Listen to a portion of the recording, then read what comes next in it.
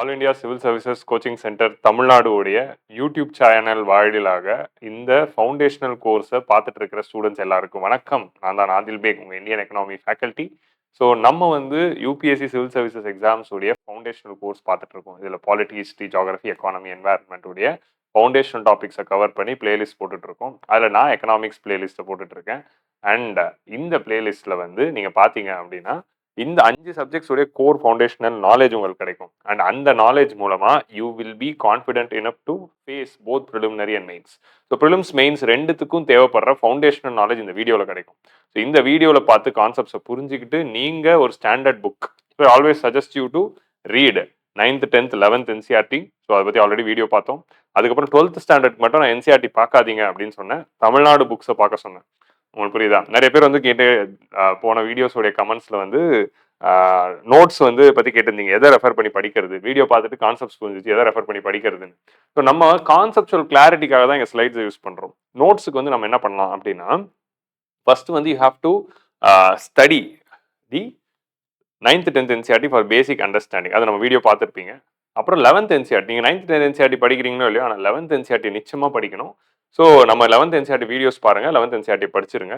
12th ஸ்டாண்டர்டோட NCERT வேணாம். 12th ஸ்டாண்டர்ட்ல we are having understanding macro economics NCERT. அந்த NCERT வேணாம். அதுக்கு பதிலாக I suggest you to read Tamil Nadu state கவர்மெண்ட்டுடைய economic books. So 12th standard economic books வாங்கி படிங்க. That is a very good book. So அதில் வந்து மோஸ்ட் ஆஃப் தி கான்செப்ட்ஸ் வந்து பெட்டராக இருக்குது கம்பேர்ட் டு என்சிஆர்டி. ஸோ இது எல்லாத்தையும் முடிச்சுட்டு இப்போ இன்ஃப்ளேஷன் இன்னைக்கு நான் நடத்துறேன் அப்படின்னா, இன்ஃப்ளேஷன் ரிலேட்டடாக நீங்கள் மானிட்டரி பாலிசி சாப்டருக்குள்ள போய் பார்க்கலாம். இப்போ நம்ம நேற்று போன வாரம் வந்து நம்ம நேஷனல் இன்கம் பார்த்தோம் அப்படின்னா, ஃபர்ஸ்ட் சாப்டர்ல இன்ட்ரோடக்ஷன் பார்க்குறோம்னா அதோட ஃபர்ஸ்ட் சாப்டர் இன்ட்ரோடக்ஷன், அதோட 2வது சாப்டர் நேஷனல் இன்கம். ஸோ அது அப்படியே வந்து நீங்கள் நம்ம கிளாஸை நடத்த நீங்கள் 12th புக்கை முடிச்சிடலாம். ஸோ அதை தாண்டி உங்களுக்கு ரெஃபரன்ஸ் புக்காக பார்க்கணும் அப்படின்னா நீங்கள் வந்து மார்க்கெட்டில் நிறைய புக்ஸ் இருக்குங்க. சங்கர் கணேஷ் புக் இருக்கு. சங்கர் கணேஷில் more of a prelims concepts இருக்கும், மெயின்ஸுக்கு கம்மியாக தான் இருக்கும். ஆனால் ரமேஷ் சிங்கில் இல்லைனா வந்து நிதின் சிங்கானியா ஆர் விவேக் சிங் இந்த மாதிரியான புக்ஸ்லாம் நீங்கள் பார்த்தீங்க அப்படின்னா அதில் both prelims and mains concepts cover ஆயிருக்கும். உங்களுக்கு மெயின்ஸ் ரிலேட்டடாக நிறைய பார்க்கணும், அதுக்கு ஏதாவது உங்களுக்கு ரெஃபரன்ஸ் வேணும் அப்படின்னா இந்த பிரஹார் அப்படிங்கிற மெட்டீரியலோ இல்லை உடான் அப்படிங்கிற மெட்டீரியல் இருக்கு, அப்புறம் விஷனோடைய மெட்டீரியல்ஸ் இருக்கு. இந்த மாதிரி ஏதாவது மெட்டீரியல்ஸ் டவுன்லோட் பண்ணி அதில் நீங்கள் you can see. So all this இப்போ நான் இவ்வளோ நேரம் சொன்ன எல்லா மெட்டீரியல்ஸோட பிடிஎஃப் வந்து இன்டர்நெட்டில் உங்களுக்கு ஃப்ரீயாகவே கிடைக்கும். ரமேஷ் சிங்கோட பிடிஎஃப் ஃப்ரீயாக கிடைக்குது. ஸோ அந்த மாதிரி எல்லா பிடிஎஃப்ஸும் நீங்கள் பார்க்கலாம். புக்காக வாங்கணும்னாலும் நீங்கள் வாங்கிக்கலாம். It's up to you. Okay.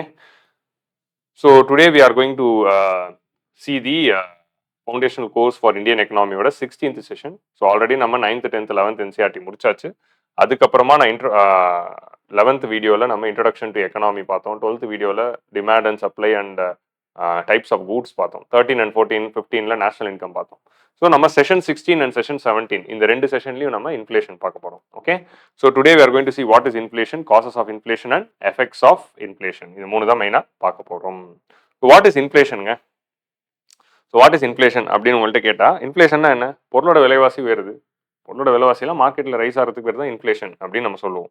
So பொருளோட விலைவாசி உயர்வு தான் நம்ம இன்ஃப்ளேஷன் சொல்கிறோம். பட் இன்ஃப்ளேஷனுடைய ஆக்சுவல் டெஃபினிஷன் எடுத்து நீங்கள் பார்த்தீங்கன்னா, it refers to the persistent rise in the general price level in the economy, goods and services in the economy. So எக்கனாமியில் கூட்ஸ் அண்ட் சர்வீசஸ் உடைய விலையுடைய persistent rise in the price levels அப்படிங்கிற இந்த வேர்டை தான் வந்து நம்ம டெஃபினிஷனாக வந்து இங்கே பயன்படுத்துகிறோம். உங்களுக்கு புரியுதா?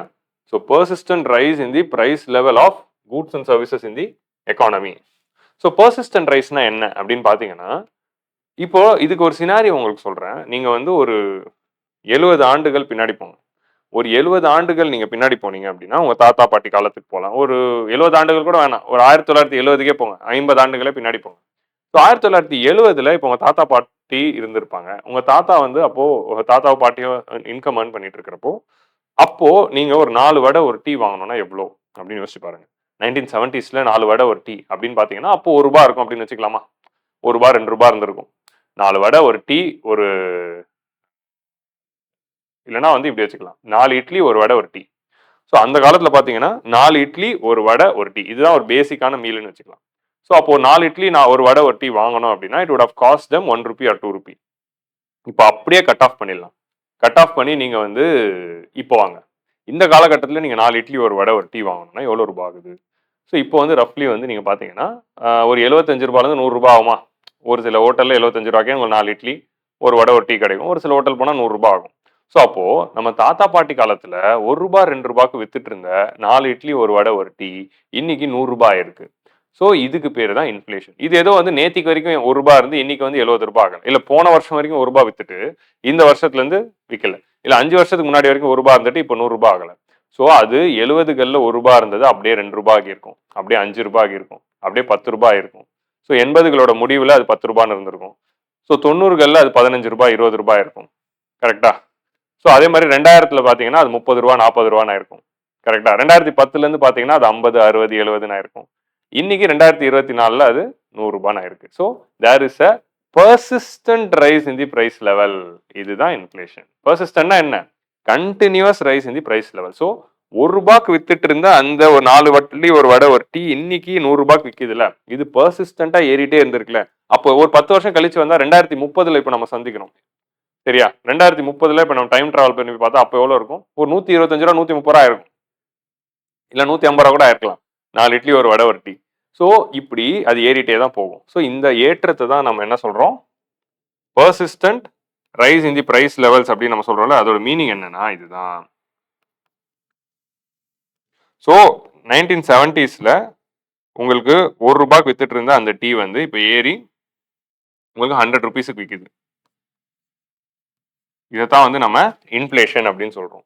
ஸோ இது நடத்துறப்போ வெறும் வந்து பிரைஸ் லெவல் தான் இன்க்ரீஸ் ஆச்சா அப்படின்னு நீங்க பாத்தீங்க அப்படின்னா பிரைஸ் லெவல் மட்டும் இன்க்ரீஸ் ஆகல.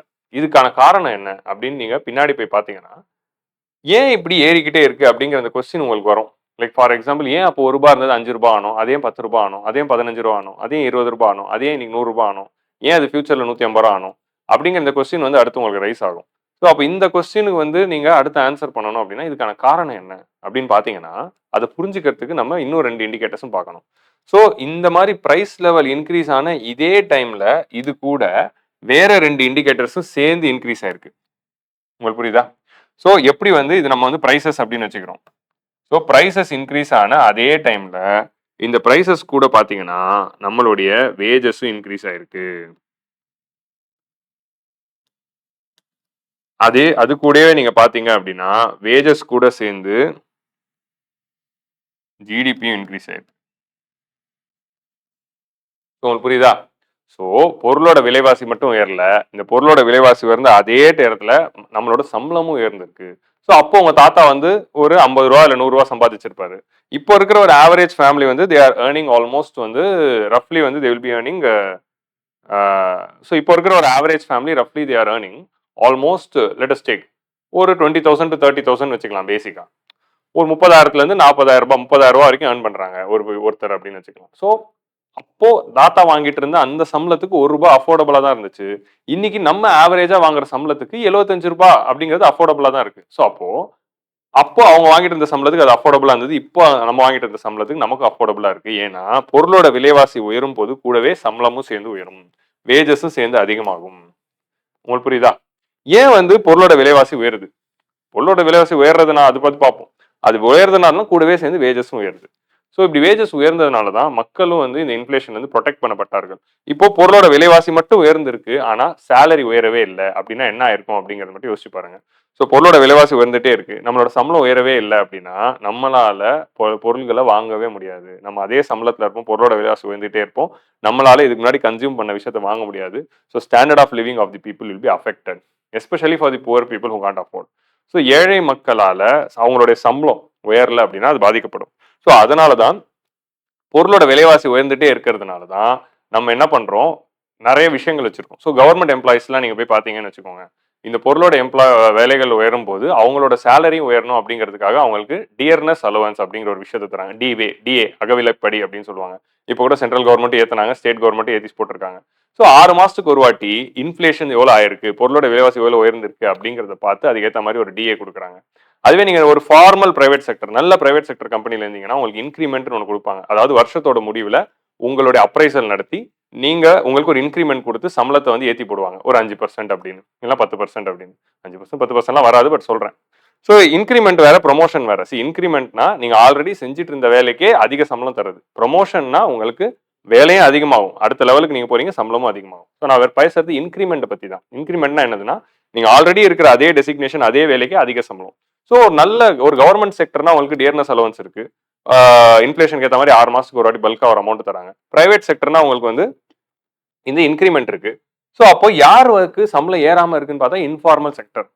ஸோ ஏழை மக்கள் இருக்கக்கூடிய casual labour and informal sector, கூலி வேலைக்கு இருக்கிறவங்க, ஆர் இன்ஃபார்மல் செக்டர் ஒரு கடையில வந்து ஒரு ஹோட்டல்ல சர்வரா இருக்கிறவங்க, ஒரு பெரிய கடையில வந்து சேல்ஸ் பர்சன்ஸா இருக்கிறவங்க, இந்த மாதிரி சின்ன சின்ன வேலைகள் பார்க்குறவங்களுக்கு தான் அவங்களோட சேலரிஸ் ஏறவே மாட்டேங்குது. And they are all the ones who are affected by this inflation. But அவங்களுக்குமே என்ன பார்த்தீங்கன்னா, இப்போ வந்து ஒரு ஒரு இன்ஃபார்மல் செக்டர்ல நீங்க போய் வேலை செய்றீங்கன்னு வச்சுக்கோங்களேன். அங்க வந்து உங்களுக்கு சம்பளம் ஏத்தவே இல்ல அப்படின்னாலும், இமிடியேட்டா ஏத்தல. விலைவாசி உயர்ந்தப்போ இன்ஃப்ளேஷனுக்கு ஏத்த மாரி ஏத்தலனாலும், ஒரு 3 வருஷம் ஆகுது, 4 வருஷம் ஆகுது ஏத்தவே இல்லன்னா, நீங்களே வந்து ஏத்தி கேட்பீங்க. இல்ல நீங்களே வந்து போராடுவீங்க.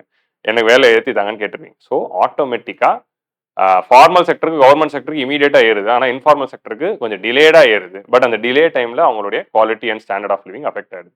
ஸோ சேலரி ஏறவே இல்லைன்னா மக்கள் போராட ஆரம்பிச்சிருவாங்க. என்னோட சேலரி ஏத்தி கொடுங்க அப்படின்னு. ஏன்னா விலைவாசி ஏறிடுச்சுன்னு. ஸோ அதனால என்ன ஆகுது? whenever the prices rise, automatically wages also will rise. Whenever these both are rising. இப்போ இது ஏன் வந்து இப்போ நீங்க பாத்தீங்கன்னா வேஜ் ஏறினதுக்கு காரணம் பிரைசஸ் தான் அப்படின்னு நம்ம சொல்றோம். ஆனா பிரைசஸ் வந்து ஏன் ஏறுச்சு அப்படிங்கிற இந்த கேள்வி, அடுத்த கேள்வி வந்து நமக்கு வருது. ஏன் வந்து பிரைசஸ் ஏறுச்சு அப்படின்னா இதுக்கான காரணம் என்ன அப்படின்னா, பேரலா பாத்தீங்கன்னா ஜிடிபி இருந்திருக்கு. 1970ஸ்ல நம்ம தாத்தா இருந்தப்போ இந்தியன் எக்கனாமியோட ஜிடிபி என்னவா இருந்திருக்கும்? கம்மியா இருந்திருக்கும். இப்போ இருந்ததோட ஒரு 4 மடங்கு 5 மடங்கு கம்மியா தான் இருந்திருக்கும். இப்போ நம்மளோட ஜிடிபி என்ன? we are the fifth largest economy in the world with $3.2 trillion GDP. So அப்போ இதே காலகட்டத்தில் நாட்டோட ஜிடிபி வளர்ந்துருக்கு. ஸோ இதுக்கு இதுக்கு பின்னாடி இருக்கிற ரீசனிங் என்ன? இப்போ ஏன் வந்து தாத்தா காலத்தில் ₹1 இருந்த 4 இட்லி ஒரு வடை ஒரு டீ இப்போ வந்து ₹75 ₹100 ஆயிருக்கு அப்படின்னு பார்த்தா இதுக்கு முக்கியமான காரணம் என்ன அப்படின்னா, ஏன் இது நடக்குது அப்படின்னா ஜிடிபினால தான். ஸோ நாட்டோடைய ஜிடிபி வளர்றப்போ ஆட்டோமேட்டிக்கா பொருளோட விலைகளும் உயரும். So price rise is the outcome of GDP growth. இது ஃபர்ஸ்ட் டைம் கேட்குறது உங்களுக்கு ஷாக்கிங்கா இருக்கும். ஜிடிபி க்ரோத் வந்து எக்கனாமியில் இருக்கிறதுனாலையும் ஜிடிபி வளர்றதுனாலையும் ஜிடிபி க்ரோத்தோட ஒரு பை ப்ராடக்டா தான் பிரைஸ் ரைசஸும் இன்ஃப்ளேஷன் வருது. So inflation is a by product of GDP growth and whenever GDP growth is happening inflation also will happen. அதனால அப்போ ஜிடிபி க்ரோத் இல்லைன்னா இன்ஃப்ளேஷன் இருக்காது. அப்போ இன்ஃப்ளேஷன் குறைஞ்சிச்சுன்னா ஜிடிபி க்ரோத் குறைஞ்சிருக்குன்னு அர்த்தம். ஏன்னா inflation is indicator for GDP growth. So அதனால தான் இன்ஃப்ளேஷனை ஜீரோன்னு வச்சுக்காம நம்ம இன்ஃப்ளேஷனுக்கு ஒரு டார்கெட் வச்சிருக்கோம். நம்மளோட இன்ஃப்ளேஷன் டார்கெட் என்ன? 4% +or-2 அப்படின்னு ஒரு டார்கெட் வச்சிருக்கோம். இந்த 4% +or-2 அப்படிங்கிற அந்த டார்கெட் ஏன் வந்துச்சு அப்படின்னா, இன்ஃப்ளேஷன் ஜீரோல இருக்கக்கூடாது. இன்ஃப்ளேஷன் ஜீரோல இருக்கு அப்படின்னா ஜிடிபி க்ரோத் ஜீரோல இருக்குன்னு அர்த்தம். ஏன்னா inflation is by product of GDP. எக்கனாமில நல்ல ஜிடிபி க்ரோத் இருக்கிறப்போ தான் பொருளோட விலைவாசியும் உயரும். அதனால தான் இன்ஃப்ளேஷன் வந்து ஒரு பர்டிகுலர் வேல்யூல கண்ட்ரோல்டா வச்சுக்கோங்க அப்படின்றாங்க. So that it is not affecting the GDP. So இதோட லாஜிக் என்ன? நம்ம இன்ஃப்ளேஷனோட டார்கெட்டிங் கரண்ட்லி இந்தியாவில் 4 +or-2 அப்படின்னா 2%லேருந்து 6% மெயின்டைன் பண்ணணும். ஸோ 2க்கு கீழே போயிடுச்சுன்னா ஜிடிபி ரொம்ப கம்மியா இருக்குன்னு அர்த்தம். ஆனால் 6% மேலே இன்ஃப்ளேஷன் போயிடுச்சுன்னா புவர் பீப்புள் வில் பி அஃபெக்டட்னு அர்த்தம். ஸோ அதே இன்ஃப்ளேஷன் தான் ஏழை மக்களை பாதிக்குது, அவங்களோட ஸ்டாண்டர்ட் ஆஃப் லிவிங் அஃபெக்ட் பண்ணுது. ஆனால் அதே இன்ஃப்ளேஷனே ஜிடிபினால தான் வருது. ஜிடிபி இருந்தால் தான் நாடே வளரும். ஸோ ஜிடிபி வேணும் அப்படின்னு நம்ம ஜிடிபி பின்னாடி போறப்போ இன்ஃப்ளேஷன் சேர்ந்து வருது. ஆனால் அந்த இன்ஃப்ளேஷன் ஏழை மக்களை அஃபெக்ட் பண்ணிடுது. ஸோ அவங்களை அஃபெக்ட் பண்ணாத மாதிரி கண்ட்ரோல்டா இன்ஃப்ளேஷன் வச்சுக்கணும் அப்படிங்கிறது தான் இன்ஃப்ளேஷன் கண்ட்ரோல். ஸோ அதனால தான் அதை கண்ட்ரோல் பண்ணணும்னு நினைக்கிறோம். ஆனால் அதுவே இன்ஃப்ளேஷன் ரொம்ப குறைச்சி பொருளோட விலைவாசியே இல்லை அப்படின்னா விச் மீன்ஸ் ஜிடிபி இல்லைன்னு அர்த்தம். ஜிடிபி இல்லைன்னா நாடு வளரவே வளராது. ஏன்னா டெவலப்மெண்ட்டுக்கு ஒன் ஆஃப் தி டூல்ஸ் வந்து growth தான். ஸோ அப்படி இருக்கிறப்போ இன்ஃப்ளேஷனை நம்ம கண்ட்ரோல்டா 2க்கு கீழேயும் போகக்கூடாது, 6க்கு மேலேயும் போகாம 4லயே மெயின்டைன் பண்ணிட்டு இருக்கிறப்போ ஜிடிபி க்ரோத்தும் வருது, பொருளோட விலைவாசி கண்ட்ரோல்டா இருக்கு. அண்ட் பேரலி இது கூட சேலரி ஹைக்ஸ் மட்டும் நம்ம மக்களுக்கு என்ஷோர் பண்ணி ஃபார்மல் எம்ப்ளாய்மெண்ட் கொடுத்துட்டா எந்த பிரச்சனையும் இல்லாம எக்கனாமி பாட்டி வளர்ந்துகிட்டே இருக்கும், பொருளோட விலையும் வளர்ந்துட்டே இருக்கும், நம்ம சேலரிஸும் அதிகமாகிட்டே இருக்கும், நம்ம ஸ்டாண்டர்ட் ஆஃப் லிவிங் அஃபெக்ட் ஆகாம போகும். So inflation is a by product of GDP growth. அதனால தான் ஜிடிபியை நோக்கி வளர்ந்து நம்ம போறப்போ பொருளோட விலைவாசின்னு சேர்ந்து வளருது. ஆனா சேலரிஸ் வளரலன்னா மக்கள் போராடுவாங்க, அதனால சேலரிஸும் சேர்த்து ஏற்றிடுறாங்க. அதனால தான் இந்த மூணுமே சேர்ந்து ஒன்னா ஏறுது. இதுதான் theoretical frame work for inflation. இந்த தியரிட்டிக்கல் ஃப்ரேம் ஒர்க் அண்டர்ஸ்டாண்ட் பண்ணாதான் இன்ஃப்ளேஷன் அப்படிங்கிற சாப்டர் புரியும். இப்போ உங்களுக்கு அடுத்த கேள்வி வரும், அது ஏன்பா ஜிடிபி க்ரோத் ஆச்சுன்னா இன்ஃப்ளேஷன் வளரணும், ஏன் ஜிடிபி க்ரோத் ஆச்சுன்னா இன்ஃப்ளேஷன் வருது?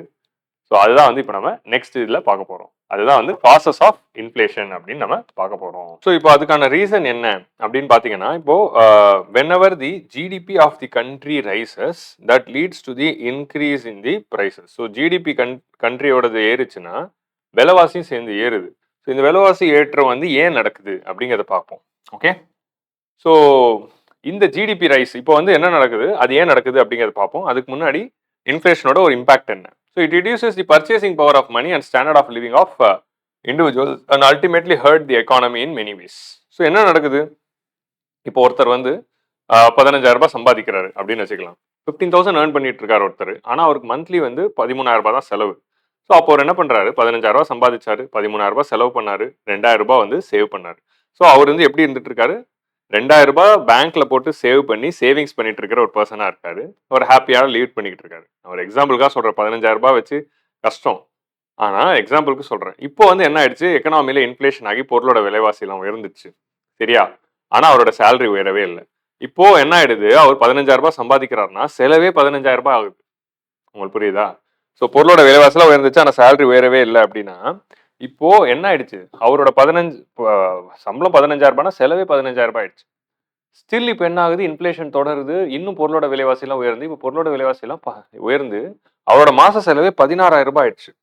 சோ அப்போ இன்ஃப்ளேஷன் கன்டினியூவா இருந்துட்டு இருக்கிறதுனால, இப்ப என்ன ஆயிடுச்சு? 15,000 ரூபாய் தான் அவர் சம்பாதிக்கிறார். அவரோட சேலரி ஏறவே இல்ல. ஆனா செலவே 16,000 ரூபாய் ஆயிடுச்சு. சோ பொருளோட விலைவாசி எல்லாம் உயர்ந்ததுனால. சோ அப்ப என்ன பண்றாரு? இப்போ 16,000 ரூபாய் ஆன பிறகு அவருக்கு 2 ஆப்ஷன் தான் இருக்கு. என்ன பண்ணணும்? எய்தர் எக்ஸ்ட்ரா 1,000 ரூபாய் ஆனதுனால, அந்த 1,000 ரூபாய்க்கு ஆகுற செலவ வந்து அவர் கடனா வாங்கணும். சோ அதுவரைக்கும் நல்ல ஒரு இன்கம் ஏர்ன் பண்ணிட்டு சேவிங்ஸ் போட்டுட்டு இருந்த ஒரு மனுஷன் இப்ப என்ன பண்றாரு? செலவுக்காக கடன் வாங்குறாரு. 1,000 ரூபாய் கடனாளியா மாறுறாரு. ஸோ சேவிங்ஸ் பண்ணிட்டு இருந்த ஒருத்தர் கடனாளியா மாறுறது reduction in standard of living தானே. அவரோட வாழ்க்கை தரம் குறையுதுல. அதே மாதிரி எய்தர் வந்து அவர் கடன் வாங்க வேணாம் அப்படின்னு நினைச்சா என்ன பண்ணணும்? அவரோட செலவுகளை 15,000 ரூபாய்க்குள்ள அடக்கிக்கணும்.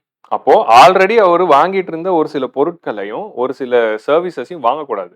So the person must reduce his consumption which he was already consuming. So he must reduce his existing goods and services consumption. So அவர் என்ன பண்ணுவாரு?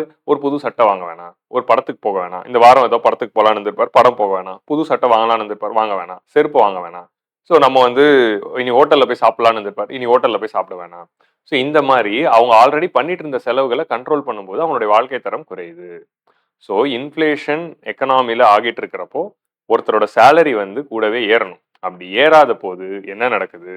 It automatically affects the standard of living of people and ultimately hurt the economy in many ways. So inflation வந்து purchasing power of money குறைக்குது. purchasing power moneyனா என்ன? So 100 ரூபாய் note அப்படிங்கிறது constant தான். So ஒரு காலத்துல 100 ரூபாய் நோட்ல நீங்க இவ்வளவு பொருட்கள் வாங்க முடிஞ்சது. ஆனா இப்போ 2010 பொருளோட விலைவாசி எல்லாம் உயர்ந்தனால அதே 100 ரூபாய் நோட்ல இவ்வளவுதான் வாங்க முடியுது. இன்னைக்கு 100 ரூபாய் நோட்ல இவ்வளவுதான் வாங்க முடியுது. ஸோ அப்ப என்ன ஆகுது? பொருளோட விலைவாசி உயர்ந்ததுனால 100 ரூபாயோட மதிப்பு வந்து குறைஞ்சிக்கிட்டே வருது. உங்களுக்கு புரியுதா? 100 ரூபாங்கிறது சேம் தான். ஆனா அதோட வேல்யூ குறைஞ்சிச்சுல. ஸோ அப்ப 100 ரூபாய் வச்சு எவ்வளவு வாங்க முடியும் அப்படிங்கிற பர்ச்சேசிங் பவர் குறைஞ்சிச்சு. ஸோ எக்கனாமில இன்ஃப்ளேஷன் இருந்துகிட்டே இருக்கிறப்போ கரன்சியுடைய பர்ச்சேசிங் பவர் குறையும் அப்படின்னு சொல்றது தான் இது. ஸோ இதுக்கு பேர் தான் நம்ம வந்து இன்ஃப்ளேஷன் அப்படின்னு சொல்றோம். So inflation leads to the erosion in purchasing power of money, affects the standard of living of people and it ultimately hurt in the economy in the many ways. So நம்ம கையில இருக்கிற 100 ரூபாயோட value நமக்கே தெரியாம குறையறதுக்கு பேர் தான் inflation. கிளியரா? So this is the inflation. So now we are going to see the causes of inflation. இப்போ நம்ம அடுத்த கேள்விக்குள்ள போவோம். ஏன் வந்து ஜிடிபி growth ஆச்சுன்னா prices வந்து ஏறுது? ஸோ இன்ஃப்ளேஷனோட காசஸ்ல நம்ம ஃபர்ஸ்ட் பார்க்கக்கூடிய காஸ் என்ன அப்படின்னா, ஸோ இன்ஃப்ளேஷன் வந்து நம்ம demand pull inflation, cost pull inflation, push inflation அப்படின்னு சொல்லுவோம். ஸோ இன்ஃப்ளேஷனுக்கு ஒரு முக்கியமான காரணம் என்ன அப்படின்னு பார்த்தீங்கன்னா டிமாண்ட் தான். ஸோ எக்கனாமில மணி சப்ளை அதிகமாகிறதுனால உருவாகிற டிமாண்ட் தான் வந்து இன்ஃப்ளேஷனுக்கு ஒரு முக்கியமான காரணமா இருக்கு. இப்போ நம்ம வந்து போன சாப்டர், அதாவது நம்ம 12th வீடியோவில் பார்த்துருப்போம். என்ன 12th செஷனில் என்ன பார்த்துருப்போம் அப்படின்னா, ஒரு பொருளோட விலைகள் எப்படி மாறுது, ஒரு பொருளோடைய சப்ளை கான்ஸ்டன்டாக வந்து டிமாண்ட் அதிகமாச்சுன்னா என்ன ஆகுது. So when supply is constant and when demand is rising more then supply, அதாவது டிமாண்ட் அதிகமாச்சுன்னா என்ன ஆகும்? That will lead to increase in prices. So அப்போ பொருளுடைய டிமாண்ட் வந்து அதிகமாகிறப்போ அந்த பொருளோட விலைகளும் அதிகமாகுது. ஒரு பொருளுக்கு டிமாண்ட் அதிகமாகிடுச்சு, சப்ளை கான்ஸ்டன்டா இருக்குன்னா ஆட்டோமேட்டிக்காக விலை அதிகமாகுது. அதான் நம்ம வந்து மாஸ்க் வச்சு பார்த்தோம். அப்போ டிமாண்ட் அதிகமாச்சுன்னா பொருளோட விலைகள் அதிகமாகும். அப்போ எக்கானமில டிமாண்ட் அதிகப்படுத்துறதுக்கு என்னென்ன ரீசன்ஸோ அது எல்லாமே இன்ஃப்ளேஷனையும் கொடுக்கும். ஸோ எக்கானமில டிமாண்ட் அதிகப்படுத்துறதுக்கான முதல் ரீசனே எது அப்படின்னு பார்த்தீங்கன்னா money supply. So when money supply increases in the economy, so money supply வந்து எக்கானமில இன்க்ரீஸ் ஆச்சு அப்படின்னா, what is money supply? Money supply அப்படின்னா எக்கனாமில மக்கள் கையில இருக்கிற பணம், how much money people are having in their hands அப்படின்னு சொல்றது தான் மணி சப்ளை. ஸோ மக்கள் கையில எவ்வளோ பணம் இருக்கு அப்படின்னு சொல்றதுக்கு பேர் தான் மணி சப்ளை. சரியா? ஸோ அப்போ அந்த டைம்ல மக்கள் கையில எவ்வளவு புழக்கத்துல பணம் இருக்கு. ஏன்னா மக்கள் கையில பணம் போன பிறகு மக்கள் என்ன பண்றாங்க, what they are going to do with money. So மக்கள் என்ன பண்றாங்க, லேண்ட், லேபர், கேபிட்டல், ஆண்டர்பிரினர்ஷிப் இதை கொடுத்துட்டு rent, wage, interest and profit வாங்குறாங்க. ஸோ மக்கள் கையில ரெண்ட், வேஜ், இன்ட்ரெஸ்ட் அண்ட் ப்ராஃபிட்டா வர்ற பணம் தான் மக்கள் கையில இருக்க பணம். அந்த பணத்தை வச்சு மக்கள் என்ன பண்றாங்க, they are consuming the goods and services. புரியுதா? ஸோ அப்போ மக்கள் கையில இருக்கிற மணி சப்ளை தான் it is creating the purchasing power. So இந்த மணி தான் வந்து பர்ச்சேசிங் பவரை உருவாக்குது. இந்த பர்ச்சேசிங் பவர் தான் என்ன கிரியேட் பண்ணுது, டிமாண்டை வந்து உருவாக்குது. So when money supply increases, demand increases. Money supply increase ஆச்சுன்னா டிமாண்ட் இன்க்ரீஸ் ஆகும். டிமாண்ட் இன்க்ரீஸ் ஆகிறது நல்லது தான், எக்கனாமிக் எந்த தப்பும் இல்லை. ஆனா when when demand is far exceeding the supply, சப்ளையை விட காட்டிலும் டிமாண்ட் ரொம்ப அதிகமாகிறப்போ அதுதான் வந்து இன்ஃபிளேஷனை காஸ் பண்ணுது. That is causing the inflation. உங்களுக்கு புரியுதா? எக்கனாமில மணி சப்ளை அதிகமாகிறப்போ, ஸோ மணி சப்ளை தான் வந்து பர்ச்சேசிங் பவர் உருவாக்குது. அந்த பர்ச்சேசிங் பவர் தான் டிமாண்டை கிரியேட் பண்ணுது. அது மூலம் தான் people are buying the goods and services. கரெக்டா? இந்த டிமாண்ட் தான் வந்து கூட்ஸ் அண்ட் சர்வீசஸை வாங்க வைக்குது. ஆனா அதே எக்கனாமில இப்ப டக்குன்னு மணி சப்ளை வந்து அதிகமாயிடுச்சு. அதிகமா ஸோ சப்ளை கேட்டர் பண்றதை விட மக்கள் கையில நிறைய பணம் போயிடுச்சு, அதனால நிறைய டிமாண்ட் உருவாயிடுச்சு. எக்கனாமியோடைய டோட்டல் சப்ளை அதை கேட்டர் பண்ண முடியல. ஸோ எக்கனாமியால கேட்டர் பண்ணக்கூடிய அளவுக்கு இருக்கிற சப்ளையும் தாண்டி demand அதிகமாகிறப்போ that is leading to inflation. So அப்போ money supply causes demand, demand causes, when demand exceeds the supply it causes inflation. அப்போ money supply causes inflation அப்படின்னு புரிஞ்சுச்சா? ஸோ இப்போ இந்த மணி சப்ளையை எக்கனாமில இன்க்ரீஸ் பண்றதுக்காக இருக்கிற ரூட்ஸ் என்ன, ஒரு எக்கனாமில மணி சப்ளை இன்க்ரீஸ் பண்றதுக்கு என்னென்ன ரூட்ஸ் இருக்கு அப்படின்னு பாத்தீங்கன்னா there are 3 major routes. One is bank loans, பேங்க்ல இருந்து அதிகமா லோன்ஸ் போறது. ரெண்டாவது கவர்மெண்டோட எக்ஸ்பெண்டிச்சர். மூணாவது ஃபாரின் எக்ஸ்சேஞ்சஸ்.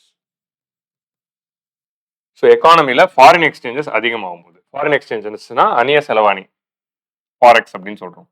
ஸோ மணி சப்ளையை எக்கனாமில அதிகப்படுத்துறதுக்கு 3 ரூட் தான் இருக்கு. அதாவது பேங்க் மூலமா, பேங்க் அதிகமா லோன்ஸ் கொடுத்தா எக்கனாமில மணி சப்ளை அதிகமாகும். கவர்மெண்ட் அதிகமா எக்ஸ்பெண்டிச்சர் பண்ணா எக்கனாமில மணி சப்ளை அதிகமாகும். வெளிநாட்டுல இருந்து ஒரு எக்கனாமிக்குள்ள நிறைய ஃபாரின் எக்ஸ்சேஞ்சஸ் வந்தா மணி சப்ளை அதிகமாகும். இதுதான் மணி சப்ளை அதிகமாகிறதுக்கு 3 ரூட். ஸோ இப்போ நம்ம ஃபர்ஸ்ட் பேங்க்ஸ் லோன் எடுத்துக்கலாம். சரியா? ஒரு பேங்க் வந்து நிறைய வந்து லோன்ஸ் தராங்க அப்படின்னு வச்சுப்போம். ஸோ லோன் அதிகமாகுதுன்னா என்ன, what is loans? Loans are nothing but investments தானே. ஸோ பேங்க் வந்து யாருக்கு லோன் தராங்க, ஃபர்ம்ஸ்க்கு லோன் தராங்க, பிஸ்னஸ்க்கு லோன் தராங்க. ஸோ லோன்ஸுங்கிறது எதுக்கு வாங்குறாங்க எல்லாரும், ஒரு கம்பெனியை லோன் வாங்குது, லோன் வாங்கி அந்த கம்பெனியை இன்க்ரீஸ் பண்ணலாம், அந்த கம்பெனியோட ப்ரொடக்ஷனை பூஸ்ட் பண்ணலாம், கம்பெனியோட ஆக்டிவிட்டிஸை வைடன் பண்ணலாம், இல்லை கம்பெனியோட எம்ப்ளாயிஸ்க்கு சேலரி போடலாம், இல்லை ஏதோ ஒரு பர்பஸ்க்கு செலவு பண்ண தான் கடனே வாங்குறாங்க. ஸோ அப்போ more the loans are taken in order to increase the investments. So loan அதிகமாச்சுன்னா இன்வெஸ்ட்மெண்ட்ஸ் அதிகமாகும். உங்களுக்கு புரியுதா? இன்வெஸ்ட்மெண்ட்ஸ் அதிகமாச்சுன்னா வாட், எக்கனாமில எக்ஸ்பெண்டிச்சர் அதிகமாகுது, மக்கள் கையில இருக்கிற இன்கம் அதிகமாகும். உங்களுக்கு புரியுதா? ஸோ பேங்க்ல இருக்கிற லோன்ஸ் வந்து அதிகமாகிறப்போ எக்கனாமில இன்வெஸ்ட்மெண்ட்ஸ் அதிகமாகுது. 1% expenditure is another person's income. இந்த லாஜிக் புரியுதா? இப்போ நீங்க போய் ஒரு செலவு பண்றீங்க அப்படின்னா நீங்க பண்ற செலவு எல்லாம் இன்னொரு பர்சனுக்கு இன்கம் தானே. நீங்க எதுக்கு செலவு பண்ணுவீங்க, கூட்ஸ் அண்ட் சர்வீசஸ் வாங்க செலவு பண்றீங்க, அது யாருக்கு கொடுக்குறீங்க, கடைக்காரருக்கு கொடுக்குறீங்க. ஸோ கடைக்காரருக்கு தானே இன்கம்.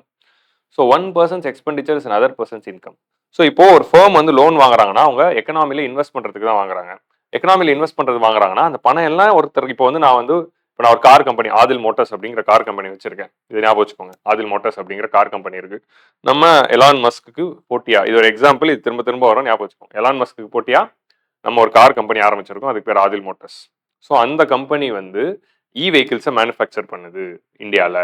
ஸோ நம்ம வெஹிக்கிள்ஸை பண்ண போகிறோம் இந்தியாவில், டெஸ்லாக்கு போட்டியா. ஸோ அந்த வெஹிக்கிள்ஸ் மேனுஃபேக்சரிங் கம்பெனி தான் நான். இப்போ நான் என்ன பண்ணுறேன், பேங்க்ல போய் ஒரு லோன் வாங்குறேன். லோன் வாங்குறது எதுக்கு அப்படின்னு பார்த்தா என்னோட ஃபேக்டரியை, தொழிற்சாலையை கட்டுறதுக்கு. ஸோ தொழிற்சாலை கட்டுறேன் அப்படின்னா அந்த பணத்தை வச்சு என்ன பண்ணலாம், தொழிற்சாலை கட்டுவேன். கட்டுறப்ப என்ன, அது கன்ஸ்ட்ரக்ஷன் லேபர் கையில பணமா போகுது. அப்புறமா சிமெண்ட் வாங்குறேன். ஸோ சிமெண்ட் கடைக்காரருக்கு அது கையில பணமா போகுது. அதுக்கப்புறமா வந்து நான் வந்து அயன் அண்ட் ஸ்டீல் வாங்குவேன், அந்த அயன் அண்ட் ஸ்டீல் கடைக்காரருக்கு அது கையில பணமா போகுது. அப்புறம் கம்பெனி ஆரம்பிச்சு அதுல ஒரு 1000 பேருக்கு வேலை கொடுப்பேன். நான் கடனை வாங்கி தானே அவங்களுக்கு இப்போ இனிஷியல் இன்வெஸ்ட்மெண்ட்ல தான் அவங்க சேலரி கொடுக்கணும். ஸோ அவங்க கையில எல்லாம் இன்கமா போகுது. ஸோ நான் கடன் வாங்கி பண்ற இன்வெஸ்ட்மெண்ட்ஸ் எல்லாம் யாரோ ஒருத்தருக்கு எக்கனாமில கையில இன்கமா தான் போகுது. So 1% expenditure is another person's income. So அப்போ எக்கனாமில நிறைய பேங்க் லோன்ஸ் அதிகமாச்சு அப்படின்னா அது இன்வெஸ்ட்மெண்ட்ஸ் அதிகமாகட்டும். நிறைய இன்வெஸ்ட்மெண்ட்ஸ் அதிகமாச்சுன்னா அதனால இன்கம் அதிகமாகும். ஸோ இன்கம் அதிகமாச்சுன்னா அதனால மணி சப்ளை அதிகமாகும். ஸோ அப்போ மணி சப்ளை அதிகமாகிறதுக்கு ஒரு சோர்ஸ் வந்து பேங்க்ல இருந்து வரக்கூடிய லோன்ஸ். ஸோ அப்போ மணி சப்ளை அதிகமாகிறதுக்கு ஒரு சோர்ஸ் வந்து பேங்க்ல இருந்து வரக்கூடிய லோன்ஸ். கரெக்டா? அப்போ பேங்க்ல இருந்து லோன்ஸ் அதிகமாயிடுச்சுன்னா என்ன ஆகும்? மணி சப்ளை அதிகமாகும். ஸோ மணி சப்ளை அதிகமாகிறது தப்பு கிடையாது. மணி சப்ளை அதிகமாகி மணி சப்ளை அதிகமானா அதனால டிமாண்ட் அதிகமாகிறது தப்பு கிடையாது. ஆனா when this demand is far exceeding the supply, that is causing inflation. உங்களுக்கு புரியுதா? ஸோ டிமாண்ட் மணி சப்ளை அதிகமாகிறதோ, ஸோ லோன்ஸ் போகிறதோ, இன்வெஸ்ட்மெண்ட்ஸ் அதிகமாகிறதோ, மக்கள் கையில் இருக்க இன்கம் அதிகமாகிறதோ, மணி சப்ளை அதிகமாகிறதோ, டிமாண்ட் அதிகமாகிறதோ எதுவுமே தப்பு இல்லை. எக்கனாமிக் தான் தேவை. ஆனால் அந்த டிமாண்ட் வந்து எக்கனாமியால கேட்டர் பண்ற அளவுக்கு சப்ளையும் மீறி சம்டைம்ஸ் போறப்போ அது இன்ஃபிளேஷனரி ஆகுது. ஸோ பேங்க் லோன் கொடுத்தாலே இன்ஃபிளேஷன் கிடையாது. அது ஒரு லெவல் மீறி தாண்டி போறப்போ அது இன்ஃபிளேஷன் ஆகுது. ஸோ பேரலா பார்த்தீங்கன்னா எக்கனாமியில் இன்வெஸ்ட்மெண்ட்ஸ் அதிகமாக பண்ணும்போது தான் ப்ரொடக்ஷனும் அதிகமாக நடக்கும். ப்ரொடக்ஷன் அதிகமாக நடக்கிறப்ப தான் ஜிடிபி அதிகமாக நடக்குது. ஸோ எக்கனாமியில் இன்கம் அதிகமாச்சுன்னா ஜிடிபி அதிகமாகும், ப்ரொடக்ஷன் அதிகமாச்சுன்னா ஜிடிபி அதிகமாகும். ஸோ ஒரு ஃபர்ம் வாங்கி லோனில் இன்வெஸ்ட் பண்ணுறாங்க அப்படின்னா that is going to increase the production.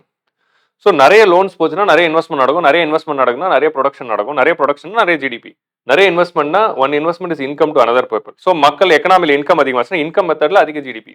So அப்போ ஜிடிபி ரைஸை காஸ்ட் பண்ற அதே விஷயம் இன்ஃபிளேஷனையும் காஸ்ட் பண்ணுது. இதுதான் அதுக்கு இதுக்கு லிங்க். ஸோ எப்படி வந்து நம்ம இந்த எப்படி வந்து ஜிடிபி growth வந்து பிரைஸ் ரைஸை கொடுக்குது அப்படின்னு கேள்வி வந்துச்சுல. ஸோ ஜிடிபி growth-ஐ காஸ்ட் பண்ற அதே விஷயம் தான் இங்க இன்ஃபிளேஷனையும் காஸ்ட் பண்ணுது. So more bank loans, more இன்வெஸ்ட்மெண்ட்ஸ்னா more income in the hands of people and more production. More ப்ரொடக்ஷனால மோர் ஜிடிபி growth வருது. பட் மக்கள் கையில் இன்கம் அதிகமாக இருப்போ அதனால மணி சப்ளை அதிகமாகுது, மக்கள் கையில் பணம் அதிகமாகுது. ஸோ அந்த மக்கள் கையில் பணம் அதிகமாக இருப்போ பர்ச்சேசிங் பவர் அண்ட் டிமாண்ட் அதிகமாகுது. அந்த டிமாண்ட் வந்து when it is far exceeding supply that is causing inflation. So அதான் லாஜிக். உங்களுக்கு புரிஞ்சிச்சா? ஸோ அப்போ ஜிடிபி growth-ஐ காஸ்ட் பண்ற அதே விஷயம் இன்ஃபிளேஷனை காஸ்ட் பண்ணுது. உங்களுக்கு புரிஞ்சிச்சா? இதான் ஃபர்ஸ்ட் ரீசன். ரெண்டாவது வந்து அடுத்து மணி சப்ளை அதிகப்படுத்துறதுக்கான ரூட் எது அப்படின்னு பார்த்தா கவர்மெண்ட் எக்ஸ்பெண்டிச்சர். ஸோ கவர்மெண்ட் பண்ற எக்ஸ்பெண்டிச்சர்லாம் எங்க போகுது? 1% expenditure, other percent income. So government expenditure அதிகமாகிறப்போ that is increasing the investment. கரெக்டா? இன்வெஸ்ட்மெண்ட்ஸ் அதிகமாகுது, அது மூலமா என்ன ஆகுது? மணி சப்ளை அதிகமாகுது, ஜிடிபி growth அதிகமாகுது.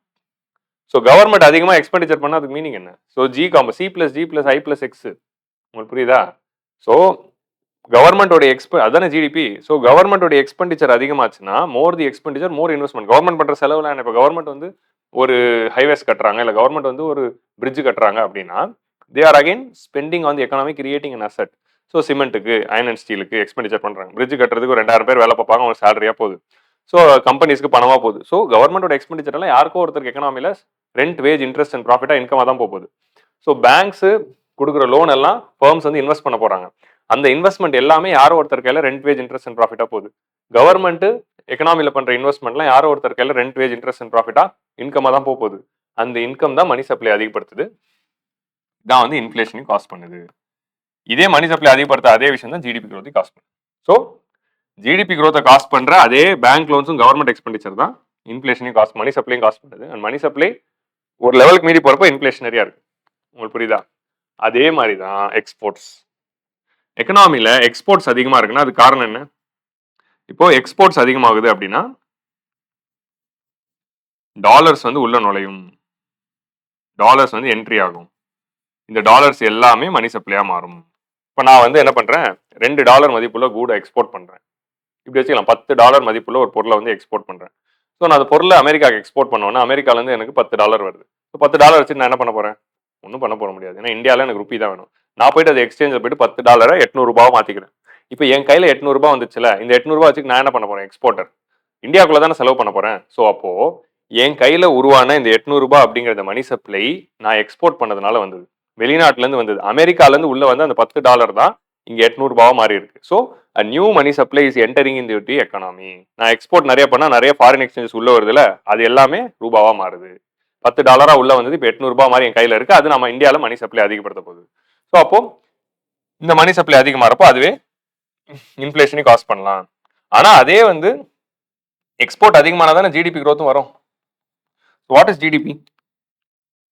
So GDP is equal to C plus G plus I plus X. So bank loans அதிகமாகிறப்போ ஃபர்ம்ஸோட இன்வெஸ்ட்மெண்ட்ஸ் அதிகமாகுது. கவர்மெண்ட் எக்ஸ்பெண்டிச்சர் அதிகமாகிறப்போ என்ன ஆகுது? கவர்மெண்டோடைய எக்ஸ்பெண்டிச்சர் அதிகமாகிறப்போ எக்கனாமியில் திரும்ப இன்வெஸ்ட்மெண்ட்ஸ் அதிகமாகுது.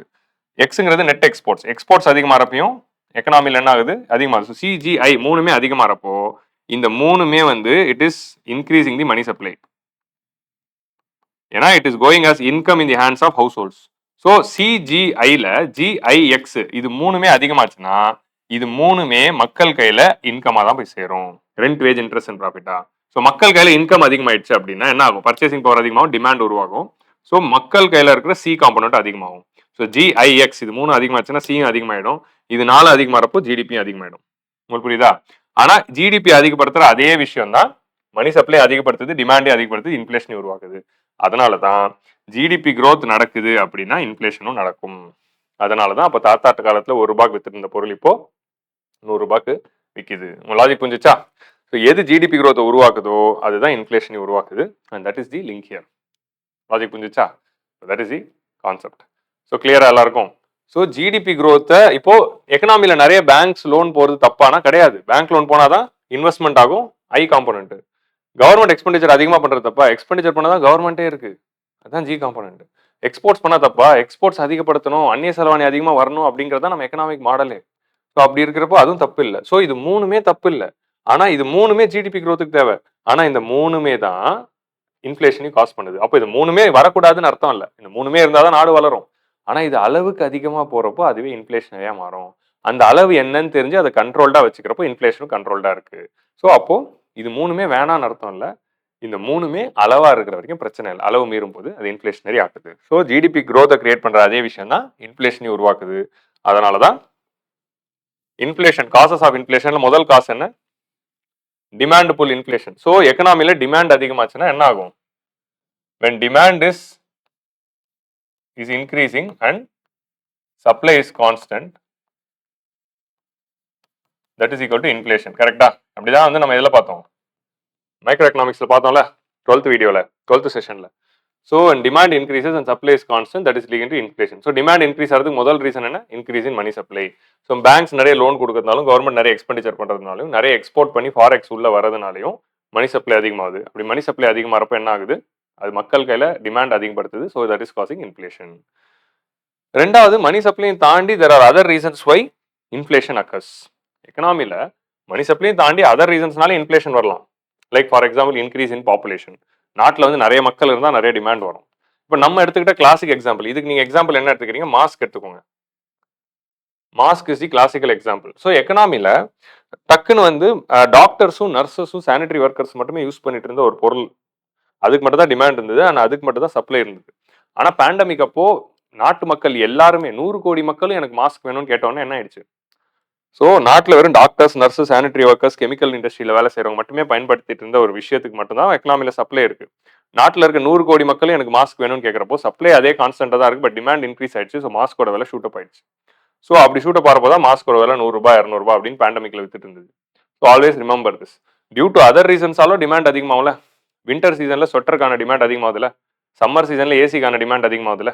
ஸோ அதுக்கு மணி சப்ளைக்கு சம்மந்தம் இல்லை. ஸோ மாஸ்கோட டிமாண்டும், ஸ்வெட்டரோட டிமாண்டும், ஏசியோட டிமாண்ட் அதிகமானது காரணம் மணி சப்ளை கிடையாது. Due to other reasons also demand might rise. இந்தியாவில் பாப்புலேஷன் அதிகமாக இருக்கிறதுனாலே டிமாண்ட் அதிகமாக தான் இருக்கும். ஸோ ஆட்டோமேட்டிக்காக டிமாண்ட் அதிகமாச்சுன்னா அதுக்கு ஈக்குவலாக கேட்டர் பண்ணுறதுக்கு சப்ளை வேணும். ஆனால் அதுக்கு ஈக்குவலாக டிமாண்ட் அதிகமாக இருப்போ சப்ளை அதிகமாகலன்னா அதுதான் இன்ஃப்ளேஷனை உருவாக்கும். கிளியரா? That will cause inflation. அதுதான் வந்து demand pull inflation. So what is demand pull inflation? Increase in demand in the economy and supply is constant, and that is leading to inflation. Supply is unaffected and increase in demand is causing the inflation. That's demand pull inflation. So அடுத்த cause of inflation என்ன? Cost push inflation. So demand இல்லாம due to other reasons. So demandனால increase ஆச்சுன்னா இது எது demand money supplyனால அதிகமாகும் இல்ல other reasonsனால அதிகமாகும். But demand இல்லாம due to other reasons பொருளோட விலைகள் ஏறும்போது அது cost push inflation. Due to other reason, cost is increasing and that is causing inflation. That's cost push inflation. புரியுதா? Here demand is coming and creating the inflation. அதான் demand pull inflation. அவ்வளவுதான் basic. So cost push இன்ஃப்ளேஷனுடைய முதல் reason என்ன அப்படின்னா decrease in supply. So எக்கானமில demand கான்ஸ்டன்டா இருக்கு, demand is constant and supply falls. So in economy, when demand is constant and supply falls, that will lead to what? So demand constant இருந்து and டக்குன்னு market குறைய வேண்டிய supply fall ஆயிடுச்சுன்னா that will lead to inflation. உங்களுக்கு புரியுதா? So மார்க்கெட்ல demand அதே அளவுக்கு தான் இருக்கு. ஆனா சப்ளை குறைஞ்சிச்சு. ஸோ சப்ளை குறைஞ்சதுனால என்ன ஆயிடுச்சு? இத்தனை பேர் பொருள் கேட்டும் பொருள் இவ்வளவு தான் மார்க்கெட்டுக்கு வந்திருக்கு. ஸோ அது இன்ஃப்ளேஷனுக்கு உருவாக்கும். இங்க நீங்க பார்க்கலாம் டிமாண்ட் ஹையா இருக்கிறதுனால தான் இன்ஃப்ளேஷன் வந்துச்சுன்னு. ஆனா இங்க டிமாண்ட்லாம் ஹை ஆகல. டிமாண்ட் அப்படியே தான் இருக்கு. சப்ளை குறைஞ்சிட்டதுனால டிமாண்ட் ஹையா தெரியுது. ஸோ இங்க டிமாண்ட் வந்து இன்ஃப்ளேஷனை கிரியேட் பண்ணல. சப்ளை ஃபால் ஆனதுனால தான் இன்ஃப்ளேஷன் வருது. அதனால தான் காஸ்ட் புஷ் இன்ஃப்ளேஷன் கீழே சப்ளை ஷாக்ஸ் வருது. ஸோ எக்கனாமில எப்பப்பெல்லாம் சப்ளை ஷாக்ஸ் வருதோ, எப்பப்பெல்லாம் போதுமான சப்ளை மார்க்கெட்டுக்கு வரலையோ, அப்பப்பெல்லாம் காஸ்ட் புஷ் இன்ஃப்ளேஷன் வரும். ஸோ இது ஏன் காஸ்ட் புஷ் இன்ஃப்ளேஷன் கீழே போடுறோம் அப்படின்னா, இங்க டிமாண்ட் சப்ளை ஈக்குவலா இருக்கு. டக்குன்னு சப்ளை ஃபால் ஆயிடுச்சு. சப்ளை ஃபால் ஆறதுனால தான் டிமாண்ட் அதிகமா தெரியுதே தவிர டிமாண்ட் எதுவுமே மாறவே இல்லை. ஸோ சப்ளை இப்படி ஃபால் ஆயிட்டதுனால இன்ஃப்ளேஷன் காசு ஆகுது தவிர டிமாண்ட் அப்படியே தான் இருக்கு. ஓகே, ஸோ அதனால தான் காஸ்ட் புஷ் இன்ஃப்ளேஷன் வந்து கீழே தான் சப்ளை ஷாக் இன்ஃப்ளேஷன் வருது. ஸோ மார்க்கெட் வர வேண்டிய சப்ளை வரல அப்படின்னா இன்ஃப்ளேஷன் வரும். இதுக்கு தான் நான் எக்ஸாம்பிளுக்கு என்ன எழுதிக்க சொன்னேன்.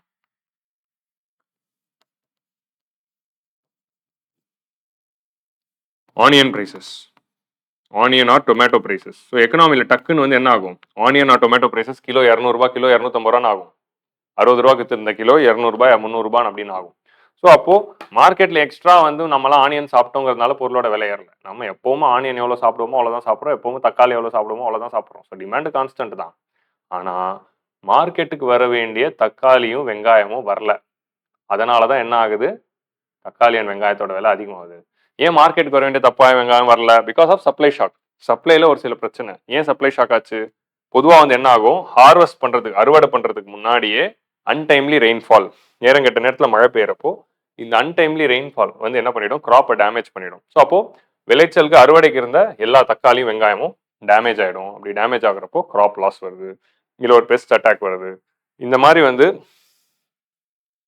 கிளைமேட் ரீசன்ஸ்னாலையும் பெஸ்ட் ரீசன்ஸ்னாலையும் அக்ரிகல்ச்சரல் ப்ரொடக்ஷன் அஃபெக்ட் ஆகிறதுனாலையும் சப்ளை ஷாக்ஸ் வரப்போ that is leading to decrease in supply.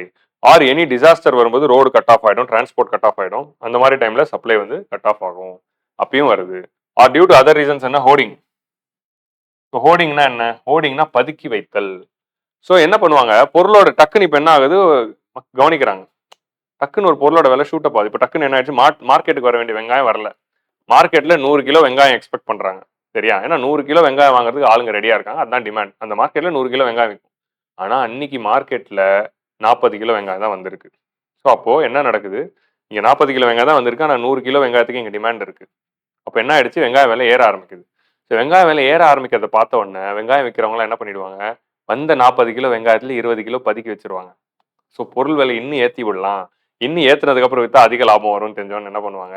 வந்த 40 கிலோல இவங்களே 20 கிலோ பதுக்கி வச்சுட்டா அப்போ மார்க்கெட்ல 20 கிலோ தான் இருக்கும். அப்போ என்ன ஆயிடுது? இன்னும் சப்ளை ஷாக் வந்து இன்னும் பொருளோட விலை ஷூட் அப் ஆயிடும். அப்போ 50 ரூபாயிலேருந்து வெங்காயம் விலை 100 ரூபாய் ஆகுது அப்படின்னா இவங்க இந்த 20 ரூபாய் பதுக்கி வச்சதுனால என்ன ஆயிடுச்சு? வெங்காயத்தோட விலை 200 ரூபாய் ஆயிடும். அப்படி ஆன பிறகு அதுல இருந்து ஒரு 10 கிலோ எடுத்து வித்தா அவங்களுக்கு லாபம் இல்ல. ஸோ அதுக்கு பேர் தான் பதுக்கி வைத்தல். ஸோ மார்க்கெட்ல இதுக்கு பேர் தான் பிளாக் மார்க்கெட். ஸோ பிளாக் மார்க்கெட்ல வந்து ஒரு பொருளோட விலைகள் அதிகமாகுதுன்னு தெரிஞ்சவொன்னே பதுக்கி வச்சிருவாங்க. இப்போ தியேட்டர்ல பிளாக்ல டிக்கெட் விற்கிறது தானே. ஃபர்ஸ்ட் டே ஃபர்ஸ்ட் ஷோக்கு டிமாண்ட் இருக்குன்னு தெரிஞ்சவொன்னே முந்தி அடிச்சுட்டு போயிட்டு ஃபர்ஸ்ட் டே ஃபர்ஸ்ட் ஷோக்கு 10 டிக்கெட் வாங்கி வச்சுட்டு அவங்க 2 எடுத்துட்டு மிச்சம் 8 வித்துருவாங்க. விற்கிறப்ப என்ன ஆயிடும்? எல்லாரும் ஃபர்ஸ்ட் டே ஃபர்ஸ்ட் ஷோ கேட்கறதுனால என்ன பண்ணுவாங்க? பிளாக்ல விற்பாங்க. ஸோ இதுதான் black marketing or hoarding. Hoarding அப்படின்னா பதுக்கி வைத்தல். இவங்களா பதுக்கி வைத்து பொருளோட விலையை உயர்த்துறது. இப்போ சினிமா டிக்கெட்லாம் இவங்களே முன்கூட்டியே வாங்கிட்டு அதோட பிரைஸை வந்து 200 ரூபாய் கொடுக்காம 500 ரூபாய் கொடுக்கறது. ஸோ அதுக்கு பேர் தான் ஹோர்டிங். ஸோ அப்போ பொருளோட விலை அதிகமாகுதுல்ல, அதுக்கு பேர் தான் காஸ்ட் புஷ் இன்ஃப்ளேஷன். ஸோ இந்த மாதிரி ஹோர்டிங்னாலையும் சப்ளை ஷாக்னாலையும் டிசாஸ்டர்ஸ்னாலையும் எக்கனாமில சப்ளை ஷாக் வரும். அதனால காஸ்ட் புஷ் இன்ஃப்ளேஷன் வரலாம். Due to other reasons also cost push inflation வரும். டியூ டு அதர் ரீசன்ஸ்னா என்ன? சப்ளை, அதாவது சப்ளை ஷாக்கால வரக்கூடிய ஒரு ரீசன் பார்த்துட்டோம். சப்ளை ஷாக்கும் இல்லை. ஸோ டிமாண்டும் இல்லை, மணி சப்ளையும் இல்லை, டிமாண்டும் இல்லை, சப்ளை ஷாக்கும் இல்லாம இதை மூணுத்தையும் தவிர்த்து 4வதா ஒரு காரணமா வர்றதுதான் due to other reason. Due to other reason வேற 1000 ரீசன் இருக்கு பொருளோட விலைவாசி உயர்றதுக்கு. So increase in cost due to other reasons also will cause the inflation. So increase in cost due to other reasons என்னென்ன? Like increase in the raw material cost. டக்குன்னு வந்து மார்க்கெட்ல ரா மெட்டீரியலோட cost வந்து அதிகமாயிடுச்சு. ஸோ ரா மெட்டீரியலோட விலை எல்லாம் காஸ்ட் எல்லாம் அதிகமான உடனே எல்லாரும் என்ன பண்ணிடுறாங்க? ஸோ ரா மெட்டீரியல் காஸ்ட் அதிகமானதுனால பீப்புள் ஆர் ஃபேக்டர் காஸ்ட் அதிகமாகல. பொருளோட ரா மெட்டீரியல் காஸ்ட் அதிகமாயிடுச்சுன்னா அந்த பொருளுடைய ஃபேக்டர் காஸ்ட்டும் அதிகமாயிடும். பொருளோட ஃபேக்டர் காஸ்ட் அதிகமாயிடுச்சுன்னா என்ன ஆகும்? That will lead to inflation. So இப்போ நான் வந்து இந்த சட்டை செய்கிறேன், சட்டை காட்டனோட விலையெல்லாம் ஏறிடுச்சுன்னா என்ன ஆகிடும்? 500 ரூபா சட்டை அப்படின்னு வச்சுக்கோங்க. காட்டனோட விலையெல்லாம் ஏறிடுச்சுன்னா அந்த சட்டை 600 ரூபான்னு ஆகிடும். So increase in the raw material cost will lead to increase in prices. So அதை தாண்டி வேற என்ன இருக்கு? Increase in indirect taxes. Increase in indirect taxes என்ன? ஜிஎஸ்டி. கவர்மெண்ட் வந்து ஒரு சில டைம் ஜிஎஸ்டி போடுறாங்க. இப்போ ஒரு பொருள் 100 ரூபா மதிப்புள்ள இந்த வாட்டர் பாட்டில், நம்ம கிளாசிக் எக்ஸாம்பிள் வச்சுப்போம். இந்த வாட்டர் பாட்டிலோட விலை 100 ரூபா. ஸோ இந்த வாட்டர் பாட்டிலோட விலை 100 ரூபா தான். ஆனால் வாட்டர் பாட்டிலுக்கு ஜிஎஸ்டி வந்து 12% அப்படின்னு வச்சுக்கலாம். 12% ஜிஎஸ்டின்னு வச்சுக்கலாம். இப்போ 12% ஜிஎஸ்டி போட்டால் இந்த பொருளை நான் வந்து கடையில் வாங்குறப்போ 112 ரூபா கொடுத்து வாங்கணும். அப்போ 100 ரூபா மதிப்புள்ள இந்த வாட்டர் பாட்டில் 112 ரூபா மாறினது காரணம் ஜிஎஸ்டி. ஸோ இந்த மாதிரி கவர்மெண்ட் இன்டைரக்ட் டாக்ஸஸ் அதிகமாக போட்டாலும் என்ன ஆகும்? பொருளோட விலை அதிகமாகும். இன்டைரக்ட் டாக்ஸ் வேற கஸ்டம்ஸ் டியூட்டி இருக்கு, எக்ஸைஸ் டியூட்டி இருக்கு. இப்போ எக்ஸைஸ் டியூட்டிலாம் கிடையாது, ஐம் ஜஸ்ட் செல்லிங், ஜிஎஸ்டி எல்லாம் ரீப்ளேஸ் பண்ணிடுச்சு. ஸோ என்ன அப்படின்னா இந்த மாதிரி இன்டைரக்ட் டாக்ஸஸ் பொருள் மேலே போடுறப்போ அதோடைய விலைகள் அதிகமாகுது. இப்போ கவர்மெண்ட் என்ன பண்ணிடுறாங்க? ஜிஎஸ்டி வந்து வாட்டர் பாட்டில் 18% ஆகிட்டாங்க. ஸோ அப்போ 100 ரூபா மதிப்புள்ள வாட்டர் பாட்டில் நான் 18% ஜிஎஸ்டி கட்டி 118 ரூபா கட்டணும். அப்போ 112 ரூபா இருந்தது இப்போ 118 ஆயிடுது. ஸோ கவர்மெண்ட் ஜிஎஸ்டி போடுறதுனாலையும் ஜிஎஸ்டியோட ரேட்ஸ் அதிகப்படுத்துறதுனாலையும் பொருளோட விலைவாசிகள் மார்க்கெட்ல உயரும். அப்படி உயர்றதுக்கு பேர் தான் increase in cost due to other reasons. So இந்த மாதிரி ரா மெட்டீரியல் காஸ்ட் அதிகமாகிறதுனால, டாக்ஸஸ் அதிகமாகிறதுனால, அண்ட் பெட்ரோல் விலை அதிகமாகிறதுனால. இப்போ பெட்ரோல் டீசல் விலை அதிகமாயிடுச்சுன்னு வைங்களேன். டீசல் விலை அதிகமாச்சுன்னா என்ன ஆகும்? டீசல் விலை அதிகமாயிடுச்சுன்னா அந்த டீசல் போட்டு ஓட்டிட்டு வர ட்ரக்கோடைய டிரான்ஸ்போர்ட்டேஷன் காஸ்ட் அதிகமாயிடும். அப்போ அந்த ட்ரக்கு கொண்டு வந்த பொருளோட விலையெல்லாம் அதிகமாயிடும். ஸோ அப்போ டீசல் விலை ஏறுச்சுன்னா தக்காளி விலை ஏறும். ஏன் தக்காளி விலை ஏறுது? டீசல் விலை ஏறுச்சுன்னா அந்த டீசல் போட்ட வேன்ல தானே தக்காளி வருது. அப்போ அதோட காஸ்ட்டை வந்து டிரான்ஸ்போர்ட்டேஷன் காஸ்ட் ஆட் பண்றப்போ டீசல் போட்டு வண்டி எதெல்லாம் டிரான்ஸ்போர்ட் பண்ணுது எல்லாத்தோட விலையும் ஏற்றிடும். So increase in fuel cost. So இந்த மாதிரி raw material cost, indirect taxes, fuel cost இதெல்லாம் அதிகமாகிறதுனாலையும் இன்ஃப்ளேஷன் நடக்கும். So these are all the causes of inflation. So இன்ஃப்ளேஷனோட காசஸ் புரியுதா? Demand pull inflation. ஸோ எக்கனாமியில மணி சப்ளை, ஸோ டிமாண்ட் அதிகமாகிறதுனால வரக்கூடிய இன்ஃப்ளேஷன் தான் டிமாண்ட் புல் இன்ஃப்ளேஷன். ஸோ எக்கனாமியில டிமாண்ட் எப்போ அதிகமாகுது? மணி சப்ளை அதிகமாச்சுன்னா டிமாண்ட் அதிகமாகுது. ஸோ எப்படி அதிகமாகுது? எக்கனாமியில மணி சப்ளை வந்து அதிகமாகுது. ஸோ மணி சப்ளைனால தான் பர்ச்சேசிங் பவர் வருது, அதுதான் டிமாண்டை உருவாக்குது. ஸோ மணி சப்ளை அதிகமாகிறப்போ டிமாண்ட் அதிகமாகுது. அந்த டிமாண்டே சப்ளை மீறி போகிறப்போ அது இன்ஃப்ளேஷனாக உருவாக்குது. ஸோ அதுக்கு 3 ரூட் இருக்கு: bank, government expenditure and forex. Money சப்ளைன்னு தாண்டி due to other reasons demand அதிகமாகுது. மணி சப்ளை, மாஸ்கோட விலை ஏறினது காரணம் மணி சப்ளை இல்லை, கொரோனா. ஸோ வின்டர் சீசன்ல சொட்டரோட டிமாண்ட் அதிகமாகிறதுக்கு காரணம் மணி சப்ளை இல்லை, மக்களுடைய குளிர். ஸோ அதனால டியூ டு அதர் ரீசன்ஸும் டிமாண்ட் அதிகமாகும்.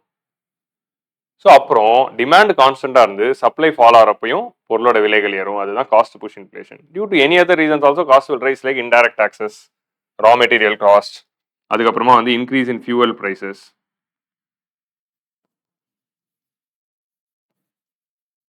அப்புறம் increase in factors of production. Factors of production என்ன? Land, labour, capital and entrepreneurship. Land, labour, capital, entrepreneurship இது 4தோட விலையும் ஏறிச்சுன்னா that will also lead to inflation தானே. ஃபேக்டர் காஸ்ட் ஏறிடும்ல. இப்போ லேண்டோட ரெண்ட் அதிகமாயிடுச்சாலோ, லேபரோட வேஜஸ், மக்களோட சேலரிஸ் அதிகமானாலோ, இல்லை கேபிட்டலோட இன்ட்ரெஸ்ட் ரேட்ஸ் அதிகமானாலோ, இல்லை எம்ப்ளாய்மெண்ட் எடுத்த ப்ராஃபிட்ஸ் அதிகமாக எடுக்கணும்னாலோ, அது ப்ராஃபிட் அதிகமாக எடுக்கணும்னா என்ன பண்ணுவாங்க? பொருளோட விலையை தான் கூட்டுவாங்க. ஸோ தொழிலாளரோட சம்பளம்லாம் ஏறிச்சுன்னா என்ன பண்ணுவாங்க? பொருளோட விலைகள்லாம் கூட்டுவாங்க. ஸோ அப்படி increase in the factors of production also will cause the increase in cost. So டக்குன்னு decrease in supply because of the supply shock, hoarding or any disaster, பதுக்கி வைத்தல், டிசாஸ்டர்னால ரோடு கட் ஆஃப் ஆகுது, or மார்க்கெட்ல ஏதோ ஒரு supply shock வருது, இதெல்லாம் சப்ளை ஷாக் இன்ஃப்ளேஷன்.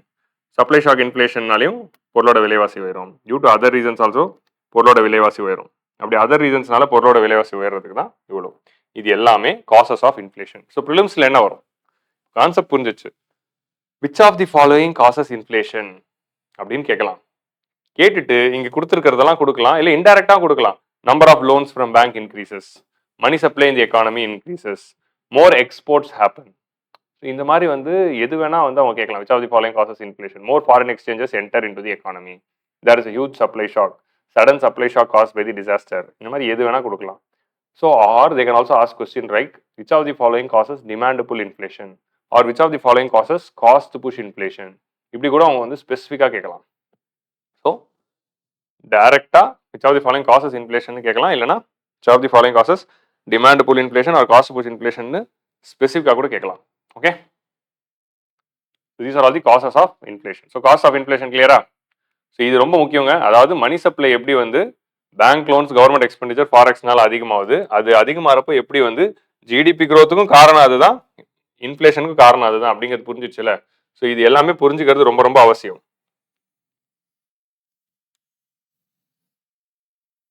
புரிஞ்சுச்சா?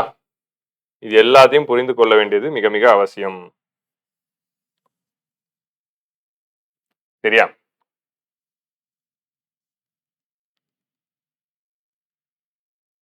ஸோ அடுத்து நம்ம பார்க்கக்கூடிய டாபிக் வந்து effects of inflation. Effects of inflation. So இன்ஃப்ளேஷனுடைய விளைவுகள் என்னென்ன அப்படிங்கிறத இப்போ பார்க்க போகிறோம். ஓகே. ஸோ இன்ஃப்ளேஷனோட விளைவுகள் என்னென்ன அப்படின்ட்டு impact of inflation on these 10 things. இந்த 10 விஷயத்துலையும் 11 இருக்கு, பட் 10 விஷயத்து எக்ஸ்போர்ட் இம்போர்ட் போட்டுக்கும். இந்த 10 விஷயத்துலையும் இம்பாக்ட் ஆஃப் இன்ஃப்ளேஷன் என்னென்ன அப்படிங்கிறத we are going to see now. So effect of இன்ஃப்ளேஷன்ஸை பார்த்துட்டு நம்ம ஃபர்ஸ்ட் வீடியோவை வைண்ட் அப் பண்ணிடலாம்.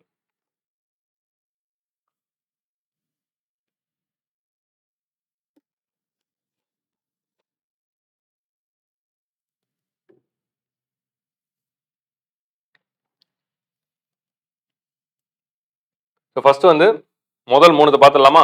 growth, purchasing power, quality of life. இது ஆல்ரெடி பார்த்தாச்சு. அதனால முதல் 3 ஈஸி. ஸோ growthக்கு இன்ஃப்ளேஷனுக்கு ரிலேஷன்ஷிப் என்ன? when growth increases, inflation increases. So growth எக்கனாமியில் ஜிடிபி growth அதிகமாச்சுன்னா என்ன ஆகும்? ஜிடிபி growth அதிகமாக இருந்தால் தான் இன்ஃப்ளேஷனே வருது. So GDP growth and inflation are directly proportional to each other. GDP growth is directly proportional to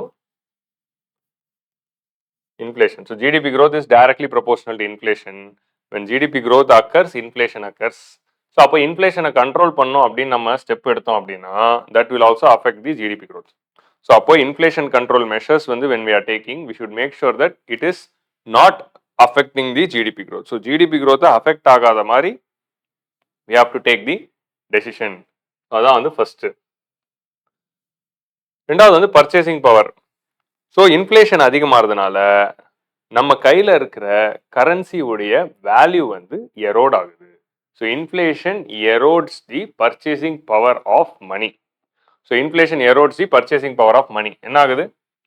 100 ரூபாயில் நீங்கள் 10 வருஷத்துக்கு முன்னாடி 100 ரூபாயில் வாங்கக்கூடிய விஷயங்கள் இப்போ உங்களால் 100 ரூபாயில் வாங்க முடியாதுல்ல. 50 வருஷத்துக்கு முன்னாடி தாத்தா 1 ரூபாயில் வாங்கின விஷயத்தை இப்போ நம்ம 1 ரூபாயில் வாங்க முடியாதுல்ல. அப்போ அந்த 100 ரூபாய் அப்படிங்கிற அந்த நோட்டோட வேல்யூ வந்து குறைஞ்சிச்சு. இப்போ இப்படி எடுத்துக்கலாம். கிளாசிக் எக்ஸாம்பிள், ஒரு டீயோட விலை எவ்வளோ? 10 ரூபாய். அப்போ டீயோட விலை 10 ரூபாய் இருந்தப்போ 100 ரூபாயில் எத்தனை டீ வாங்கி குடிக்கலாம்? 10 டீ வாங்கி குடிக்கலாம். சரியா? ஆனால் இன்ஃப்ளேஷனால டீயோட விலை 15 ரூபா ஆயிடுச்சு அப்படின்னா அதே 100 ரூபாயில் எத்தனை டீ வாங்கி குடிக்க முடியும்? 6 டீ தான். 16 வச்சுக்கோங்க. 6 டீ தான் வாங்கி குடிக்க முடியும். இல்லை 7 டீனே வச்சுக்கோங்க. ஸோ அப்போ 10 டீ நான் வாங்கி கொடுத்துட்டு இருந்த அந்த 100 ரூபாயில் இப்போ 7 டீ தான் வாங்க முடியுது அப்படின்னா 100 ரூபாயோட மதிப்பு போயிடுச்சுல. ஸோ அதான் வந்து it reduces the purchasing power of money. It erodes the value of money. அதான் வந்து இன்ஃப்ளேஷன். மூணாவது, it affects the quality of life and standard of living. மக்களுடைய வாழ்க்கை தரத்தை இன்ஃப்ளேஷன் என்ன பண்ணுது? அஃபெக்ட் பண்ணுது. 15,000 ரூபாய் சம்பாதிட்டு இருந்த ஒருத்தர் 2,000 ரூபாய் சேவிங்ஸ் பண்ணிட்டு இருந்த ஒருத்தர் என்னவா மாறுறாரு? இன்ஃப்ளேஷனால கடனாலையா மாறுறாரு. இல்லை அவரோட செலவுகள் எல்லாம் குறைச்சிக்கிட்டு ஸ்டாண்டர்ட் ஆஃப் லிவிங்கை குறைச்சிக்கிறாரு. ஏன்னா இன்ஃப்ளேஷன், ஏன்னா அவரோட சேலரி ஏறலனா, பொருளோட விலைவாசி உயர்றப்போ மக்களுடைய சேலரிஸ் அதிகமாகலனா that will affect the quality of life and standard of living of people.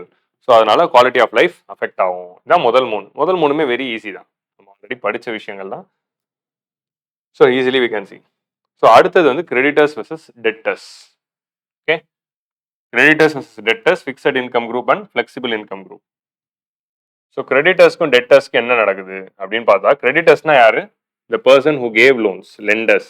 இவங்களை வந்து நம்ம லெண்டர்ஸ்ன்னு கூட சொல்லலாம். ஓகே, கடன் கொடுத்தவர்கள். இவங்களை வந்து நம்ம பாரோவர்ஸ் அப்படின்னு கூட சொல்லலாம்.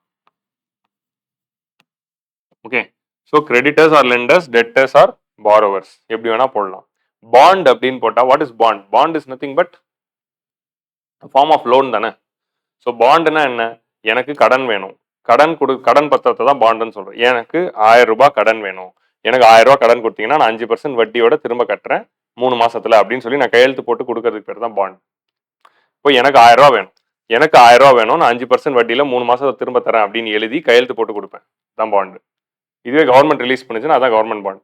ஸோ இப்படி ரிலீஸ் பண்ற இந்த பாண்டு வந்து இப்போ வந்து யாருக்கு கடன் வேணுமோ அவங்க தானே ரிலீஸ் பண்றாங்க. யார் கடன் தரா? இப்போ நீங்க எனக்கு கடன் தரீங்க அப்படின்னா நீங்க என்கிட்ட இருந்து பாண்டை வாங்கி என்ன பண்ணுவீங்க? என்கிட்ட இருந்து பாண்டை வாங்கிட்டு எனக்கு 1000 ரூபாய் பணம் தருவீங்க. நான் அவங்கள்ட்ட பணத்தை திரும்ப கொடுத்துட்டு பாண்டை வாங்கிப்பேன். ஸோ அப்போ என்கிட்ட இருந்து பணத்தை வாங்கி நீங்க தான் பாண்டை வச்சுக்கிறீங்களே. So you are bond holders. So கடன் கொடுக்குறவங்க வந்து பாண்ட் ஹோல்டர்ஸ்.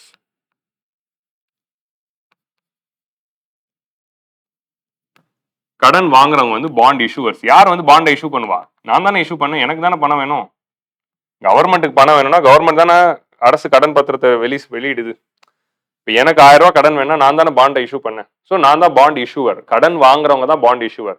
கடன் கொடுக்குறவங்க தான் யாரு? அந்த பாண்டை வாங்கி வச்சுக்கிட்டு கடன் கொடுக்குறாங்க. ஸோ அவங்க தான் கிட்ட தான் பாண்ட் இருக்கு. So they are the bond holders. So they are the bond holders, they are the bond இஷ்யூவர்ஸ்.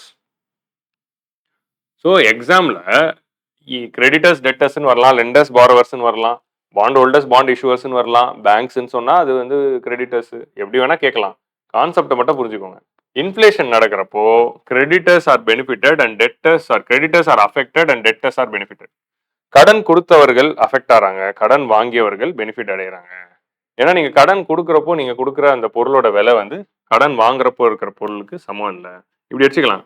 ஏ அப்படிங்கிற பர்சன் வந்து பி அப்படிங்கிற பர்சனுக்கு 100 ரூபாய் கடன் தராரு. 2011 100 ரூபாய் கடன் தராரு அப்படின்னு வச்சுக்கலாமா? 100 ரூபாய் கடன் தராரு. இவர் வந்து என்ன பண்றாரு? 5% வட்டியில தராரு. இப்போ என்ன ஆயிடுச்சு? இந்த கேப்ல வந்து இன்ஃப்ளேஷன் ஆயிடுச்சு. ஸோ பி வந்து என்ன பண்றாரு? இப்படி வச்சுக்கலாம். பி வந்து ஒரு வருஷம் கழிச்சு கடன் திரும்ப அடைக்கிறார். ஸோ 1 இயர்க்கு அப்புறம் பி வந்து ஏக்கு எவ்வளோ தரணும்? 100 rupees பிரின்சிபல் பிளஸ் 5% இன்ட்ரெஸ்ட்ல பிளஸ் 5 rupees 105 rupees கொடுக்குறாரு. ஸோ அப்போ ஏ வந்து பி வந்து ஏ கிட்ட இருந்து 100 ரூபா கடன் வாங்குறாரு, 5% வட்டியில் வாங்குறாரு. ஒரு வருஷம் கடன் முடிச்ச பிறகு திரும்ப அடைக்கிறப்ப 105 ரூபா அடைக்கிறாரு. இதை பாக்குறப்போ கடன் கொடுத்தவருக்கு தான் 5 ரூபா லாபம் அப்படின்னு நீங்க நினைப்பீங்க. ஆமாப்பா, கடன் கொடுத்தவருக்கு தான் 5 ரூபா லாபம், கடன் வாங்கினவருக்கு இதுன்னு. பட் இன்ஃப்ளேஷன் இருக்கிற இதே எக்கானமி நம்ம இங்க 1 இயர் எடுத்துக்கிட்டோம். பட் இன்ஃப்ளேஷன் வந்து பர்சிஸ்டண்டா இருந்துகிட்டு இருக்கும். 5 இயர்ஸ் லோன், 10 இயர்ஸ் லோன்லாம் இருக்குல்ல. ஸோ இன்ஃப்ளேஷன் இருக்கிற எக்கானமியில நீங்க எடுத்து பாத்தீங்க அப்படின்னா, இப்போ பேரலா இங்க எடுத்துக்கலாம். இங்க வந்து இது வந்து 2012, 2011 டீயோட விலை 10 ரூபாய். 2012 என்ன ஆயிடுச்சு? இன்ஃப்ளேஷனால டீயோட விலை 15 ரூபாய் ஆயிடுச்சு. இன்ஃப்ளேஷனால என்னாச்சு? டீயோட விலை 15 ரூபாய் ஆயிடுச்சு. ஸோ அப்போ கடன் கொடுக்குறப்போ 10 டீ வாங்கக்கூடிய மதிப்புல இருக்கிற ஒரு அமௌண்ட்டை கொடுக்குறாரு. கடன் கொடுத்தப்போ இருக்கிற 100 ரூபாயோட வேல்யூவும் கடன் திரும்ப வந்தப்போ வர 100 ரூபாயோட வேல்யூ ஒன்னா? கடன் கொடுக்குறப்போ ஏன்னா அதான் என்ன பண்ணுது? Inflation erodes the value of 100 rupeesல. கடன் கொடுக்குறப்போ இவர் 10 டீ வாங்கக்கூடிய அமௌண்ட்டை கடனா கொடுக்குறாரு. கடன் வாங்குறப்போ 105 ரூபாவே வருதுன்னு வச்சுக்கோங்க. 5 ரூபா எக்ஸ்ட்ரா தான் வருது. ஆனால் டீயோட விலை 15 ரூபா ஆயிடுச்சுல. இப்போ 7 டீ தானே வாங்க முடியும் 105 ரூபால. அப்போ 10 டீ வாங்க வேண்டிய இடத்துல கடனை கொடுத்துட்டு கடன் வாங்குற அமௌண்ட்ல எவ்வளவு டீ வாங்க முடியும்னா 7 டீ தான் வாங்க முடியும். பிகாஸ் அந்த கேப்ல பொருளோட விலைவாசி உயர்ந்துச்சு. ஸோ அப்போ 10 டீ வாங்க வேண்டிய இடத்த அமௌண்ட்டை கடனா கொடுத்துட்டு 7 டீ வாங்கக்கூடிய ஒரு அமௌண்ட்டை தானே கடனா திரும்ப பெறாரு. அப்போ ஏ இஸ் அஃபெக்டட்ல, கடன் கொடுத்தவர் பாதிக்கப்படுறாருல. இன்ஃப்ளேஷன் வந்து என்ன பண்ணுது? கடன் கொடுத்தவருடைய பணத்தை அஃபெக்ட் பண்ணுது, அதோட மணியை வந்து எரோட் பண்ணுது. ஸோ அதனால கடன் கொடுத்தப்போ அதுக்கு பணத்துக்கு இருந்த வேல்யூவும் கடன் வாங்குறப்போ அந்த இருந்த பணத்தோட வேல்யூ ஒன்றும் கிடையாது. ஸோ இன்ஃப்ளேஷன் அஃபெக்ட்ஸ் தி கிரெடிட்டர்ஸ். டெட்டர்ஸை பொறுத்த வரைக்கும் பாருங்க, 10 டீ மதிப்புள்ள பணத்தை கடனை வாங்கிட்டு 7 டீ மதிப்புள்ள பணத்தை தான் கடனா திரும்ப கொடுத்துறாரு. So it benefits the borrower and it affects the lender. புரிஞ்சுச்சா? கடன் கொடுத்தவர்கள் பெனிஃபிட் அடைகிறார்கள், கடன் கொடுத்தவர்கள் அஃபெக்ட் ஆகிறார்கள், கடன் வாங்குறவர்கள் பெனிஃபிட் அடைகிறார்கள். ஸோ இதான் வந்து எஃபெக்ட் ஆஃப் இன்ஃப்ளேஷன். புரிஞ்சுச்சா? So creditors are affected, borrowers are benefited. So impact of inflation கிளியரா? இப்போ அடுத்து நாம் பார்க்கக்கூடிய இம்பாக்ட் என்ன? Fixed income group and flexible income group. Fixed income குரூப்னா யாரு அப்படின்னு பார்த்தீங்கன்னா, ஃபிக்ஸட் இன்கம் குரூப் தான் வந்து சேலரிட் கிளாஸ். மாச சம்பளம் வாங்குறவங்கள தான் நம்ம ஃபிக்ஸட் இன்கம் குரூப் அப்படின்னு சொல்றோம். ஸோ மாச சம்பளம் வந்து வாங்கிட்டு இருக்கிறவங்கள ஃபிக்ஸட் இன்கம் குரூப் அப்படின்னு சொல்றோம். மாச சம்பளம் வாங்குறவங்களாம் யாரு? மாசம் சம்பளம் வாங்குறவங்கள நம்ம ஒரு இடத்துல வேலை செஞ்சு நம்மளுடைய லேபர் கொடுத்து. ஃபிளெக்சிபிள் இன்கம் குரூப்னா யாரு அப்படின்னு பார்த்தா பிஸ்னஸ் பண்றவங்க. So people who do business. So அப்போ பிஸ்னஸ் பண்றவங்களுக்கு ஃபிளெக்சிபிள் இன்கமோட மீனிங் என்ன அப்படின்னா, அவங்களுக்கு எல்லா மாசமும் ஒரே அமௌண்ட் வந்து பணமா வராது. சம்டைம்ஸ் அவங்களுக்கு அதிகமான பணம் வரும், சம்டைம்ஸ் அவங்களுக்கு கம்மியான பணம் வரும், சம்டைம்ஸ் லாபம் வரும், சம்டைம்ஸ் நஷ்டம் வரும். ஸோ அப்போ இவ்வளோதான் அவங்களுக்கு பணம் வரும் அப்படிங்கிறத அவங்க சொல்ல முடியாது. இதுதான் வந்து ஃபிளெக்சிபிள் இன்கம் குரூப். ஸோ இப்படி வச்சுக்கலாம், salaried class and business class அப்படின்னு வச்சுக்கலாமா? ஸோ இவங்கள சேலரிட் கிளாஸ், இவங்கள பிஸ்னஸ் கிளாஸ்ன்னு வச்சுக்கலாமா? இப்போ இன்ஃப்ளேஷன் வருது, பொருளோட விலை ஏறுது. பொருளோட விலை ஏறி சேலரி கிளாஸோட சேலரி அதிகமாகல அப்படின்னா என்ன ஆகும்? when prices increases but salary doesn't increase, automatically who will be affected? Fixed income group is affected. So inflation affects the fixed income group. இப்போ அதே வந்து பேரலா பிசினஸ் கிளாஸுக்கு பார்ப்போம். இப்போ ஒருத்தர் சட்டை விற்கிறாரு, இந்த சட்டையோட விலை 500 சட்டையை செய்யறதுக்கு 500 ஆச்சு. அவர் என்ன பண்றாரு, 100 லாபம் வச்சு 600 விற்கிறாரா? 100 லாபம் வச்சு 600 அதை விற்கலான்னு விற்கிறார். ஸோ மார்க்கெட்ல சட்டை 600 விற்கிது. ஸோ அவருக்கு 100 லாபம். இப்போ என்ன ஆயிடுச்சு, இன்ஃப்ளேஷன் ஆனதுனால அவர் வந்து என்ன பண்றாரு, சட்டையை விற்கலாம் அப்படின்னு போறப்போ இன்ஃப்ளேஷன் ஆனதுனால என்ன ஆயிடுச்சு, சட்டையோட விலை 700 ஆயிடுச்சு. இப்போ சட்டையோட விலை 700 ஆன பிறகு அவருக்கு லாபம் எவ்வளவு வருது? 500 தான் அந்த சட்டை செய்யறதுக்கான ஃபேக்டர் காஸ்ட். அந்த சட்டையை மேனுஃபேக்சர் பண்ணணும்னா அதுக்கு ஆகிற செலவு வந்து 500 தான். ஆனா அவர் 100 லாபம் வச்சு 600 வித்தாரு. இப்போ இன்ஃப்ளேஷன்னால சட்டையோட விலை 700 ஆயிடுச்சுன்னா லாபம் 200 ஆயிடுதுல. ஸோ அப்போ லாபம் 200 ஆயிடுச்சு அப்படின்னா பிஸ்னஸ் பீப்புளுக்கு மோர் இன்கம். ஸோ அப்போ ஃபிக்ஸட் இன்கம் குரூப்போடைய income is transfer to the flexible income group. அந்த சட்டை யார் வாங்குறா? Salary class. ஃபிக்ஸட் இன்கம் குரூப்பா இருக்கிற இந்த சேலரி கிளாஸ் தானே பணத்தை கொடுத்து சட்டை வாங்குறாங்க. ஸோ அப்போ என்ன நடக்குதுன்னா, பொருளோட விலைவாசி இவங்களுக்கு உயர்ந்துருது, ஆனா சேலரி அதே தான் இருக்கு. பொருளோட விலைவாசி உயர்ந்ததுனால இவங்களுக்கு ப்ராஃபிட் அதிகமாகுது. So flexible income group is affected. Sorry, fixed income group is affected, flexible income group is benefited. So fixed income group is affected, flexible income group is benefited. And இது short ரன்ல தான். Long ரன்ல என்ன ஆகும், inflation இருக்கு அப்படின்னா raw material காஸ்ட்டும் அதிகமாயிடும், cotton விலையும் ஏறிச்சுன்னா சட்டை விலையும் ஏறிடும். சட்டை விலையே 600 ஆயிடும், லாபம் 100 தான் இருக்கும். ஆனா ஷார்ட் ரன்ல பாக்குறப்போ flexible income groups are benefited. So சிம்பிளா எப்படி பார்க்கணும் அப்படின்னா, inflation affects the fixed income group, benefits the flexible income group. அவ்வளவுதான். பிலிம்ஸ்ல என்ன கேள்வியா வரப்போகுது, which of the following is the effect of inflation அப்படின்னு 4 ஸ்டேட்மெண்ட் கொடுப்பான். 1 pair only, 2 pair, 1 only, 2 only, 3 only, 4 only அப்படின்னு கொடுப்பான். பேசிக் கான்செப்சுவல் கிளாரிட்டி இருந்தாலே ஈஸியா போட்டுடலாம். எதை பார்த்தாலும் இதுல ப்ரிலிம்ஸ்ல என்ன கேள்வி வரப்போகுது அப்படிங்கிறத நீங்க யோசிக்கணும். கீவேர்ட்ஸை பார்த்துக்கோங்க. ஸோ ஃபிக்ஸட் இன்கம் குரூப் எல்லாம் சேலரி கிளாஸ் கொடுக்கலாம், ஃபிளெக்சிபிள் இன்கம் குரூப் எல்லாம் பிசினஸ் கிளாஸ் அப்படின்னு கொடுக்கலாம். ஃபிளெக்சிபிள் இன்கம் குரூப் பார்த்தோன்னா நீங்க கேஷுவல் லேபர்னு நினைச்சுக்காதீங்க. Year flexible income group means business class. So impact of inflation. So கிளியரா இது வரைக்கும்? Impact of inflation on investments. முதலீடுகள்ல என்ன இம்பாக்ட் வருது? So what happens to the investments? So இன்வெஸ்ட்மெண்ட்ஸ்னா என்ன? People are investing in the business. So business இப்போ investment இப்போ தான் பார்த்தோம். பிரைவேட் செக்டர் வந்து கடன் வாங்கி பிஸ்னஸ்ல இன்வெஸ்ட் பண்றாங்க, கவர்மெண்ட் வந்து எக்கனாமில இன்வெஸ்ட் பண்றாங்க. ஸோ அப்போ இன்ஃப்ளேஷன் அதிகமாகிறப்போ இன்வெஸ்ட்மெண்ட்ஸ் என்ன ஆகுது அப்படின்னு பார்த்தா, இன்ஃப்ளேஷனுக்கான காரணம் என்ன அப்படின்னு பாருங்க. இன்ஃப்ளேஷன் டிமாண்ட் சப்ளை இப்படி இருக்கு, டக்குன்னு டிமாண்ட் உயர்ந்துறதுனால தான் இன்ஃப்ளேஷன் வருதா?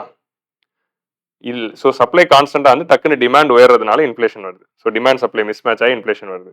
ஸோ டிமாண்ட் சப்ளை மேட்சா இருக்கு, டிமாண்ட் கான்ஸ்டன்டா வந்து டக்குன்னு சப்ளை குறையிறதுனாலையும் என்ன ஆயிடுது, demand and supply miss match ஆகி இன்ஃப்ளேஷன் வருது.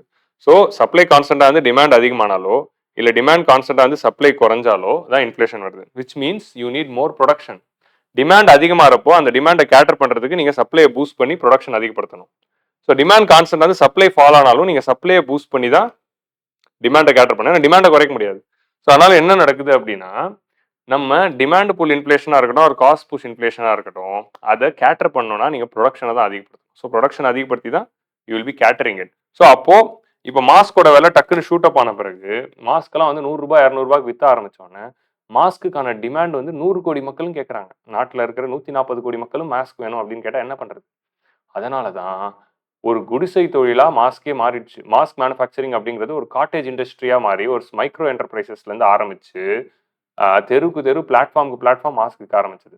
ஸோ ஒரு குடிசை தொழில் ஒரு காட்டேஜ் இண்டஸ்ட்ரீஸ்ல இருந்து ஆரம்பிச்சு ஒரு சின்ன டெக்ஸ்டைல் கம்பெனில இருந்து ஆரம்பிச்சு ஒரு அடிடாஸ், நைக்கு, ரீபாக்கு, வைல்டு கிராஃப்ட் வரைக்கும் பெரிய பெரிய பிராண்டட் ஷோரூம்ஸ், பிராண்டட் என்டிட்டிஸ் வரைக்கும் மாஸ்க் செஞ்சு விற்க ஆரம்பிச்சாங்க. கரெக்டா? So mask was sold by all the business people. They invested more in their mask production to cater the demand of the mask. So டிமாண்டை cater பண்றதுக்கும் சப்ளையை பூஸ்ட் பண்றதுக்கும் inflation டைம்ல பிஸ்னஸ் பீப்புள் என்ன பண்ணுவாங்க, ஃபர்ம்ஸ் என்ன பண்ணுவாங்க அப்படின்னா இன்வெஸ்ட்மெண்ட்ஸை அதிகப்படுத்துவாங்க. ஸோ இன்ஃப்ளேஷன் அப்போ in short term investments will rise. But long டேர்ம்ல ஒரு எக்கனாமியில் இன்ஃப்ளேஷன் இருந்துகிட்டே இருக்குன்னா that is not going to affect. But நான் ஷார்ட் டேர்ம்ல தான் நான் பார்க்குறோம். Economy in most of the cases we talk about the short term தான். இப்போ நான் சொல்றப்போ நான் வந்து உங்களுக்கு கான்செப்டை புரியறதுக்காக தான் நிறைய எக்ஸாம்பிள் சொல்றேன். இந்த எக்ஸாம்பிள்ஸ் வந்து ப்ராக்டிக்கல் லைஃப்ல நீங்க யோசிச்சுட்டு அது நீங்க வந்து கன்ஃபியூஸ் ஆகாதீங்க. எக்கனாமிக்ஸ்ல இருந்து ஒரு கேள்வி வந்தா பதில் சொல்லணும். எப்படி கேள்வி கேட்டாலும் எப்படி பதில் சொல்ல முடியும்? கான்செப்சுவல் கிளாரிட்டி இருந்தா பதில் சொல்ல முடியும். அந்த கான்செப்சுவல் கிளாரிட்டிக்காக தான் நான் நிறைய எக்ஸாம்பிள் சொல்றேன். ப்ராக்டிக்கலா அப்படிலாம் இருக்காது. சட்டையோட விலை 700 ரூபாய்லாம் ஆகாது அப்படின்லாம் நீங்க கேட்காதீங்க. ஒரு அண்டர்ஸ்டாண்டிங்காக நான் சொல்றேன். சரியா? ஏன்னா real economy is very dynamic to understand or study.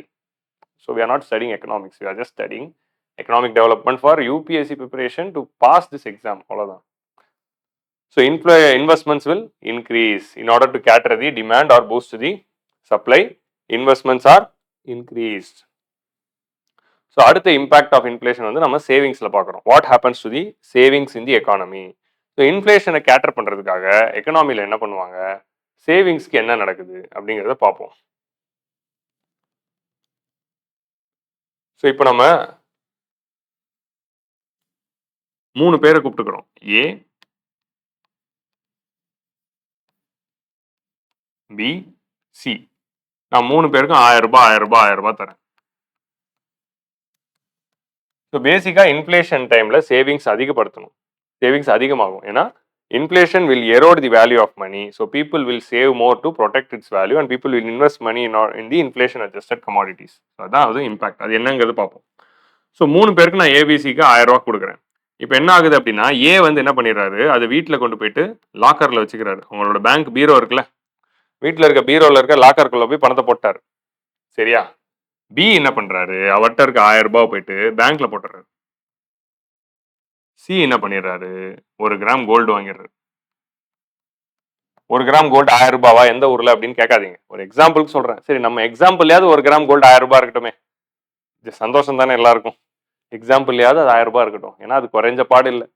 So என்ன பண்ணலாம், நம்ம எக்ஸாம்பிள்ல 1 gram gold is equal to 1000 சும்மா அப்படின்னு அசியூம் பண்ணிக்கிறேன். இவர் என்ன பண்றாரு, 1 கிராம் கோல்டு வாங்கிக்கிறார்.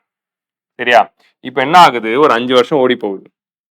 5 இயர்ஸ் கழிச்சு பாக்குறப்போ இப்போ என்ன பண்றோம், இன்ஃப்ளேஷன் வந்து ஆயிடுது. இந்த 5 இயர்ஸ்ல என்ன நடக்குது, இன்ஃப்ளேஷனும் நடக்குது. ஸோ ஆஃப்டர் 5 இயர்ஸ் ஏ கிட்ட என்ன இருக்கும், அதே 1000 ரூபா தான் இருக்கும். ஏன்னா அவர் போய் பீரோவில் வச்சா பீரோக்குள்ள அதே 1000 ரூபா தான் இருக்கும். ஆனா பி கிட்ட என்ன இருக்கும், பி வந்து பேங்க்ல போட்டாரு. பேங்க் வந்து ஒரு 5% வட்டி தராங்க அப்படின்னு வச்சுக்கலாம். ஸோ 5 வருஷத்துல எவ்வளவு வட்டி வந்திருக்கும், ஒரு வருஷத்துக்கு 5% வட்டினா 50 ரூபா, 5 வருஷத்துல 5. ஸோ இவர்கிட்ட 1250 ரூபா இருக்குமா. So B will have 1250 rupees in hand. 1000 rupees தான் வச்சிருந்தாரு. அது பேங்க்ல போட்டதுனால என்ன ஆச்சு, 1250 ஆச்சு. ஆனா சி கிட்ட என்ன இருக்கும், 1 கிராம் கோல்டு தானே அவர் வாங்கி வச்சாரு. அப்போ வந்து 1 கிராம் கோல்டோட விலை என்ன ஆயிருக்கும் அப்படின்னா, 1 கிராம் கோல்டோட விலை 3000 ரூபாய் ஆயிடுச்சு. சரியா? 5 வருஷத்துல கோல்டோட விலை வந்து 3000 ரூபாய் ஆயிடுச்சு அப்படின்னா, இவர்கிட்ட அதே 1 கிராம் கோல்டு தான் இருக்கும். அண்ட் அதோட வேல்யூ வந்து 3000 ரூபாய் இருக்கும். அதோட வேல்யூ 5000 ரூபாய் இருந்தா அவர்கிட்ட 5000 ரூபாய். ஸோ அப்போ நான் 3 பேர்ட்டையும் 1000 ரூபாய் தான் கொடுத்தேன். ஒருத்தர் போய் வீட்டில் போய் பீரோவில் பணத்தை பூட்டி வச்சுட்டாரு, இன்னொருத்தர் போய் பேங்க்ல போட்டாரு, இன்னொருத்தர் வந்து கோல்டு வாங்கினாரு. இப்போ இந்த 3 பேர்லயும் யாருக்கு லாபம், யாருக்கு நஷ்டம்? வீட்டில் போயிட்டு நீங்க பணத்தை பேங்க்ல, வீட்டில் போயிட்டு நீங்க பணத்தை பீரோவில் வச்சு பணத்தை சேமிக்கிறீங்க அப்படின்னா அதுதான் most inefficient form of saving. Most inefficient form of saving a money is during inflation is to keep the money in your house in the form of cash. கேஷ்ல வீட்டில் பணத்தை வச்சுக்கிறது தான் most poorest form of saving money. Because short டேர்ம்ல அப்பப்போ ஆகிற சில்லற செலவுக்கு எவ்வளோ பணம் தேவையோ அது வீட்டில் தான் இருக்கணும், நோ டவுட். ஆனால் பெரிய பெரிய அமௌண்ட், ஒரு 5 லட்ச ரூபா நீங்கள் அப்படியே கேஷாக வீட்டில் வச்சிருக்கீங்க, 10 லட்ச ரூபா வீட்டில் நான் வச்சிருக்கேன், இவ்வளோ கேஷையும் நான் வீட்டில் பத்திரமா 5 வருஷமா வச்சிருக்கேன் அப்படின்னா that is the most inefficient way. ஏன்னா அந்த பணத்தை வந்து நீங்க பேங்க்ல போட்டிருந்தா அட்லீஸ்ட் 5% ஆகுது. பேங்க் 5% தரது இல்லை, நிறைய பேங்க் 3 to 4 தான் தராங்க. எஃப்டி போட்டிருந்தா அட்லீஸ்ட் ஒரு 6-7% வந்திருக்கும்ல. எஃப்டி போட்டிருந்தா ஒரு 6-7% வந்திருக்கும். So minimum way to get some return is to put your money in the bank. அதோட கொஞ்சம் பெட்டர் வே வந்து எஃப்டி போடுறது, அதோட கொஞ்சம் பெட்டர் வே கவர்மெண்ட் செக்யூரிட்டிஸ் வாங்குறது, ஆர் நீங்க வந்து மியூச்சுவல் ஃபண்ட்ஸில் போடுறது, ஆர் ஸ்டாக்ல போடுறது. இப்படி போட்டு வச்சா அவங்க பணம் மல்டிப்ளை ஆகும்.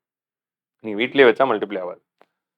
அண்ட் ஃபைனலா 3ஆவதா வந்து இந்த மாதிரி இன்ஃப்ளேஷன் அட்ஜஸ்டட் கமாடிட்டியை வாங்கி போட்டீங்கன்னா, எக்கனாமில இன்ஃப்ளேஷன் ஆகிறப்போ அந்த கமாடிட்டியோட விலையும் அதிகமாகும். அப்போ ஆட்டோமேட்டிக்கா உங்க கேபிட்டலும் சேவ் ஆகும். ஸோ 1000 ரூபாய் மதிப்புள்ள கேபிட்டல் வந்து ஏ கொடுத்தப்போ ஏ அதோட வேல்யூ எரோட் பண்ணிட்டாரு. ஏன்னா 5 வருஷம் முன்னாடி இந்த 1000 ரூபாயும் இப்போ இருக்கிற 1000 ரூபாயும் ஒன்றும் இல்லை. ஸோ இவரோட வேல்யூ வந்து குறைஞ்சிடுச்சு. பியோட வேல்யூ கொஞ்சம் ஏறி இருக்கு, 250 ரூபா ஏறி இருக்கு. ஆனால் சியோட வேல்யூ பார்த்தீங்கன்னா ஹையஸ்டா ஏறி இருக்கு. ஸோ இன்ஃப்ளேஷன் அப்போ savings will rise. when there is inflation you have to increase the savings, otherwise the inflation will erode the value of your money. Okay, so அப்போ நம்ம பணத்தை வந்து கேஷா வச்சுக்க கூடாது. we have to save at least in banks or we can invest the money in the inflation adjusted commodities like gold. so goldல invest பண்றதுனால inflation, so அது நீங்க நகையா வாங்குனீங்கன்னா அதுக்கு அந்த அளவுக்கு வேல்யூ இருக்காது. ஏன்னா நகை வந்து நீங்க ரீசேல் பண்றப்போ ரீசேல் வேல்யூ இருக்கும், ஆனா நகையில வந்து செய்கூலி சேதாரம் அந்த இது இந்த இது அப்படின்னு சொல்லி ஏதாவது கதை சொல்லி கம்மிப்படுத்திடுவாங்க. நீங்க தங்க கட்டியா வாங்கி வைக்கிறீங்க, கோல்டு புல்லியன்ஸா வாங்கி வைக்கிறப்போ ஓரளவுக்கு ரிட்டர்ன்ஸ் வரும். அதெல்லாம் கோல்டு புல்லியன்ஸா வாங்கி வைக்கல, அது சேஃப் இல்லை அப்படின்னா சாவரின் கோல்டு பாண்டா வாங்கிக்கோங்க. கவர்மெண்ட் சாவரின் கோல்டு பாண்டுன்னு ஒரு பாண்டை ரிலீஸ் பண்றான். அந்த பாண்டு பத்திரத்தோட இப்போ நீங்க என்னன்னா 10 கிராம் மதிப்புள்ள சாவரின் கோல்டு பாண்ட் வாங்குறீங்க அப்படின்னா அந்த பேப்பரோட மதிப்பு 10 கிராம் கோல்டு. அப்போ தங்கத்தோட விலை 10 கிராம்னா அந்த பேப்பரோட விலை என்னவோ அதுதான் 10 கிராம் கோல்டு. ஸோ நீங்க தங்கமா வாங்கிக்கலாம், இல்லை சாவரின் கோல்டு பாண்ட் ஆஃப் கவர்மெண்ட்டும் வாங்கிக்கலாம், ஏதோ ஒன்று. ஸோ அதனால தான் வந்து நம்ம கோல்டுல நிலத்துல இந்த மாதிரி capital assets whose value appreciates with the time அதுல போடுறோம். ஏன்னா அப்ரிஷியேட் ஆகக்கூடிய பொருளை நீங்க வாங்கி வைக்கிறது மூலமாவோ இல்ல ஹை ரிட்டர்ன்ஸ் வரக்கூடிய சேவிங்ஸ்ல நீங்க பணத்தை போட்டு வச்சுக்கிட்டாதான் உங்க கேபிட்டல் ப்ரொடெக்ட் ஆகும், இல்ல inflation will erode the capital. ஏன்னா நம்ம கையில இருக்க 100 ரூபாயோட வேல்யூ குறையுதுல, அப்போ நீங்க பணத்தை வீட்டுல பதுக்கி வைக்காம எங்கேயாவது போயிட்டு இன்வெஸ்ட் பண்ணுங்க, சேவ் பண்ணுங்க, ப்ரொடெக்ட் பண்ணுங்க. அவ்வளவு பணத்தை இன்வெஸ்ட் பண்ணா டாக்ஸ் கட்டணுமே அப்படின்னு நீங்க கேட்கலாம். டாக்ஸ் கட்டாம வச்சிருக்கீங்கன்னா அதுக்கு பேர் தான் கருப்பு பணம், சரியா? So invest the money in inflation adjusted commodities or appreciating commodities, or invest your money in bank or mutual funds or stock market wherever you get returns in a safe way. Okay, so inflation அப்போ savings will increase. so இந்த எக்ஸாம்பிள்ஸ்லாம் ஞாபகம் வச்சுக்கோங்க. இப்போ நான் இவ்வளவு நேரம் நடத்துனது inflation கான்செப்டை தாண்டி ஒரு சில ஃபினான்ஷியல் அட்வைசஸும் நான் கொடுத்துருக்கேன். Okay, you are also learning some getting some financial advice or financial literacy. So savings must increase during the inflation or you have to invest in the inflation adjusted commodities. So அடுத்து வந்து taxes. So taxes வந்து புரிஞ்சுக்கிறதுல வந்து நீங்க கொஞ்சம் ஒரு தெளிவு வந்து தேவை, சரியா? என்ன தெளிவு தேவை அப்படின்னா, இதுல வந்து என்ன தெளிவு வேணும் அப்படின்னா, இன்ஃப்ளேஷன் உடைய இம்பாக்ட் ஆன் டாக்ஸஸ் தான் இங்க நம்ம பார்க்கிறோம். See, taxes increase ஆச்சுன்னா that will lead to inflation. கரெக்டா? என்ன taxes? Indirect taxes like GST. அதான பார்த்தோம். இன்டைரக்ட் டாக்ஸஸ் லைக் ஜிஎஸ்டி அதிகப்படுத்துறதுக்கு பேர் தான் நம்ம என்னன்னு பார்த்தோம். அதுக்கு பேர் தான் வந்து நம்ம காஸ்ட் புஷ் இன்ஃப்ளேஷன் அப்படின்னு பார்க்குறோம். கரெக்டா? What is cost push inflation? Cost push இன்ஃப்ளேஷனோட ஒன் ஆஃப் தி காஸாக நம்ம பார்த்தது when indirect taxes like GST are increased, when indirect taxes like GST is increased, automatically prices of the good will increase. இப்போ வந்து ஒரு water பாட்டிலோட விலை 100 ரூபாய் அப்படின்னு பார்த்தோம். 100 ரூபாய் மதிப்புள்ள வாட்டர் பாட்டிலில் நம்ம 12% ஜிஎஸ்டி போட்டா பாட்டிலோட விலை வந்து 112 ருபீஸ் ஆகுது. அதே 100 ரூபாய் மதிப்புள்ள வாட்டர் பாட்டிலில் கவர்மெண்ட் வந்து ஜிஎஸ்டியை இன்க்ரீஸ் பண்ணி 18% ஆச்சுன்னா அந்த வாட்டர் பாட்டிலோட விலை என்னவா மாறுது? It is becoming 118. அப்போ 112 இருந்த வாட்டர் பாட்டில் 118 மாறுது அப்படின்னா that is the impact of indirect taxes on inflation. So GST மாதிரியான டாக்ஸஸ்லாம் அதிகமாகிறப்போ 100 ரூபாய் மதிப்புள்ள இந்த வாட்டர் பாட்டில் என்ன ஆகுது? 100 ரூபாய் மதிப்புள்ள இந்த வாட்டர் பாட்டில் 112 ஆச்சு. நான் 18% ஜிஎஸ்டி ஏற்றுறப்போ 118 ஆயிடுச்சு. ஸோ இது வந்து don't get confused. Impact, so தெளிவாக பாருங்க, impact of taxes on inflation. So taxes ஏற்றுச்சுன்னா இன்ஃப்ளேஷன் ஏறும் அப்படிங்கிறது நம்ம காசஸ்ல பார்த்தோம். இங்க என்ன பார்க்குறோம்னா எஃபெக்ட்ஸ், விளைவுகள். இன்ஃப்ளேஷன் அதிகமாகறப்போ டாக்ஸஸ் என்ன ஆகுது அப்படின்னு அதோடைய விளைவுகளை பார்க்குறோம். ஸோ தெளிவாக புரிஞ்சுக்கோங்க, அது காரணி, இது விளைவு, இது காசஸ். காசஸ்ல இன்டைரக்ட், நான் டைரக்ட் டாக்ஸஸ் இங்கே போடல, நான் இன்டென்ஷனலாக தான் இன்டைரக்ட் டாக்ஸஸ் போட்டிருக்கேன். நான் டைரக்ட் டாக்ஸஸ் போட்டால் மீனிங்கே வேற. டைரக்ட் டாக்ஸ்னா என்ன, இன்டைரக்ட் டாக்ஸ்னா என்ன நம்ம ஃபிஸ்கல் பாலிசியில் பார்க்க தான் போகிறோம். அப்போ உங்களுக்கு தெளிவு வந்துடும். ஸோ டைரக்ட் டாக்ஸ்னா அது இன்கம் டேக்ஸ் மாதிரி, நம்மளோட இன்கம்க்கு போடுற டாக்ஸ். இன்டைரக்ட் டாக்ஸ்னா நம்ம கன்சம்ஷன் டாக்ஸ், அதாவது ஒரு பொருளை வந்து நம்ம கன்சியூம் பண்றப்போ நம்ம கட்டுற டாக்ஸ், அதான் ஜிஎஸ்டி. ஸோ இப்போ நம்ம வந்து impact of inflation on taxes வந்து பார்க்குறோம். இப்போ எக்கானமியில் வந்து இன்ஃப்ளேஷன் அதிகமாக இருக்குன்னா என்ன ஆகும்? when inflation is high it increases the tax collections. எப்படி? இன்ஃப்ளேஷன் ஹையாக இருந்தால் எப்படி டாக்ஸ் கலெக்ஷன் அதிகமாகுது? இன்ஃப்ளேஷன் ஹையாக இருந்துச்சுன்னா டாக்ஸ் கலெக்ஷன்ஸும் ஹை ஆகும். எப்படி? இப்போ இப்படி வச்சுக்கலாம், பொருளோட விலை 100 ரூபாய், கரெக்டா? 100 ரூபாய் மதிப்புள்ள பொருள்ல 10% டாக்ஸ் போட்டீங்க. அப்போ பொருளோட விலை என்ன ஆகுது? 110 ரூபாய் ஆகுதா? 10% ஜிஎஸ்டி போட்டப்போ. இப்போ என்ன ஆயிடுது? இன்ஃப்ளேஷன் ஆயிட்டு இந்த 100 ரூபாய் இப்போ என்ன ஆயிடுச்சு? இவ்வளவு நாளா நம்ம என்ன பார்த்தோம்? இன்ஃப்ளேஷன்ல இது மேல ஜிஎஸ்டி போட்டப்போ என்ன ஆச்சுன்னு பார்த்தோம். இப்போ இதே வாட்டர் பாட்டிலோட விலை அதே 10% தான் ஜிஎஸ்டி போடுறோன்னே வச்சுப்போம். வாட்டர் பாட்டிலோட 100 ரூபாய். இன்ஃப்ளேஷன்னால வாட்டர் பாட்டிலோட விலை ஏறிடுச்சு. ஃபேக்டர் காஸ்டே ஏறிடுச்சு. பிளாஸ்டிக் விலை ஏறிடுச்சு. ஒர்க்கர்ஸ் சம்பளம்லாம் ஏற்றி கேட்குறாங்க. அப்போ நான் என்ன பண்ணுவேன்? ஒரு பாட்டில் மேனுஃபேக்சரரா பாட்டிலோட விலையும் ஏற்றிடுவேன். ஸோ அப்போ 100 ரூபாய் மதிப்புள்ள பாட்டில் வந்து இன்ஃப்ளேஷன்னால என்ன ஆகுது? 120 ரூபாய் ஆயிடுச்சு. இப்போ நான் வாட்டர் பாட்டில் 120 ரூபாய்க்கு தான் வைக்கிறேன். ஆனா டாக்ஸஸ் கான்ஸ்டன்டா தான் இருக்கு. டாக்ஸஸ் மாறவே இல்லை. Impact of inflation on taxes பாக்குறோம். அதே 10% டாக்ஸ் இது மேல போட்டா எவ்வளவு வரும்? இங்க நம்ம எவ்வளவு டாக்ஸ் கட்டுறோம்? இங்க வந்து டாக்ஸஸ் வந்து 10 ரூபா கட்டியிருந்தோம். இப்போ அதே 120 ரூபா விலை உயர்ந்த பாட்டில் மேல 10% டாக்ஸ் போட்டா நமக்கு டாக்ஸ் எவ்வளவு வருது? 12 ரூபாய் வருது. ஸோ பொருளோட விலைகள் என்னவா மாறுது? 132 ரூபாய் மாறுது. பொருளோட விலை ஏறிடுச்சு தான். இங்க நீங்க 10 ரூபாய் டாக்ஸ் கட்டுறீங்க. இங்க எவ்வளவு டாக்ஸ் கட்டுறோம்? 12 ரூபாய் டாக்ஸ் கட்டுறீங்களா? அப்போ பொருளுடைய விலைவாசி when inflation occurs, when inflation increases, இங்க டாக்ஸ் ரேட் அதே 10% தான் நான் போட்டேன். டாக்ஸ் ரேட்டை நான் போகவே இல்லை. இன்ஃப்ளேஷன் ஆகி பொருளோட விலை ஏறிடுச்சுன்னா நீங்க அந்த பொருள் மேல கட்டுற இன்டைரக்ட் டாக்ஸஸும் ஏறும். ஸோ டாக்ஸஸும் வில் ஆல்சோ ரைஸ். புரிஞ்சுச்சா? ஸோ தெளிவா இந்த எக்ஸாம்பிளை புரிஞ்சுக்கோங்க. பொருளோட விலைவாசி உயரும் போது என்ன ஆகுது? நம்ம 100 ரூபாய் பொருள் இருக்கிறப்போ நம்ம 10 ரூபா டாக்ஸ் கட்டுறோம்.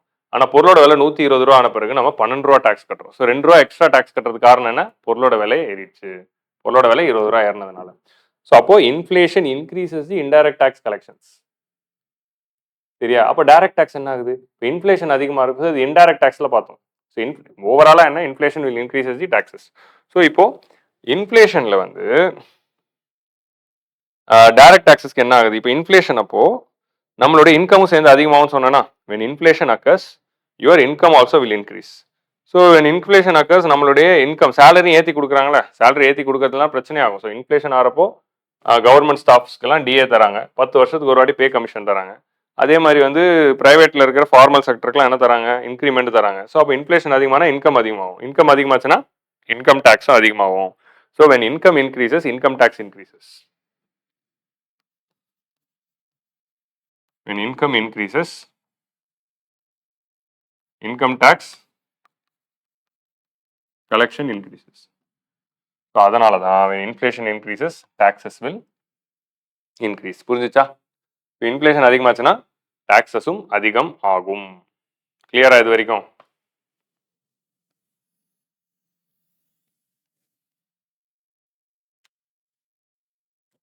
இன்ஃப்ளேஷன் அதிகமானா டாக்ஸஸும் அதிகமாகும் என்பது புரிந்து விட்டதா? இப்போ நம்ம அடுத்து என்ன பார்க்க போறோம்? நம்ம அடுத்து பார்க்கக்கூடியது we are going to see impact of inflation on exchange rates. Exchange ரேட்னா என்ன? ஒரு டாலர் இஸ் ஈக்குவல் டு எவ்வளோ ரூபாய்?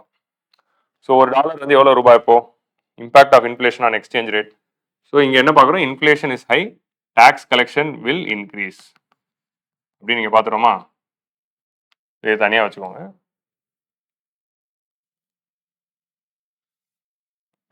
ஸோ எக்ஸ்சேஞ்ச் ரேட் வந்து ஒரு டாலர் இஸ் ஈக்குவல் டு 80 ரூபாய். இதுக்கு பேர் தான் exchange rate. So what is exchange rate? How much unit of one currency representing one currency in terms of another currency. So how many unit of your local currency is needed to buy one unit of another foreign currency?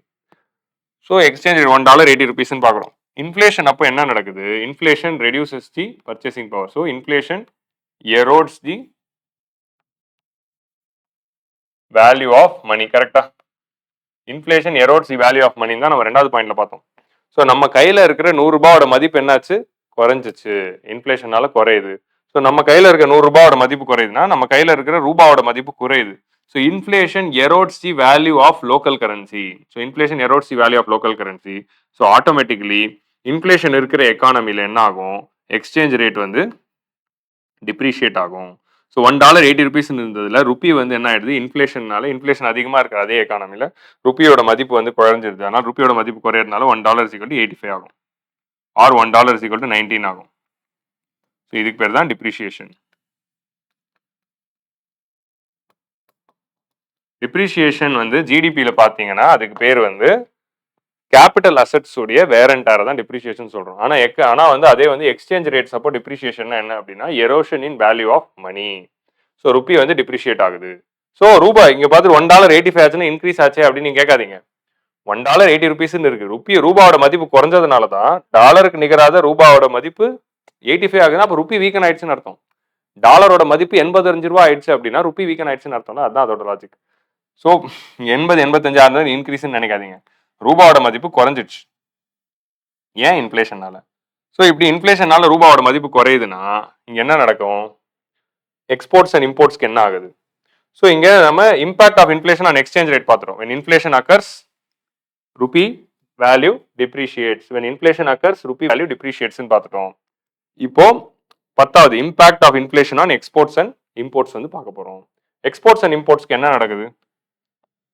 So இங்க வந்து நம்ம இன்ஃபிளேஷனுடைய effect on exports and imports உடைய வேல்யூவை தான் பார்க்குறோம். எக்ஸ்போர்ட்டோட value என்ன ஆகுது, இம்போர்ட்டோட வேல்யூ என்ன ஆகுது. எக்ஸ்போர்ட்டர்ஸ்க்கு அதிகமான இன்கம் வரும், இம்போர்ட்டர்ஸ்க்கு வந்து அவங்க காஸ்ட்லியா மாறிடும். ஸோ எக்ஸ்போர்ட்டருடைய income will rise, imports will become costlier. So export income will rise, imports will become costlier. So இது எப்படி நடக்குது? ஃபர்ஸ்ட் எக்ஸ்போர்ட்டர்ஸ் பார்ப்போமா? ஸோ நான் இந்தியாவில் இருக்கேன், நம்ம யூஎஸ்ஏக்கு இருக்கோம். நம்ம யூஎஸ்ஏக்கு என்ன பண்றோம்? எக்ஸ்போர்ட் பண்றோம். என்ன பண்றோம்? ஒரு கிலோ டீயோட விலை எவ்வளோன்னு பார்த்தோம். 1 kg டீ வந்து $1 அப்படின்னு வச்சுக்கோங்க. ஒரு கிலோ டீ $1. ஸோ நான் இந்தியால இருந்து 2 kg டீ வந்து எக்ஸ்போர்ட் பண்றேன்.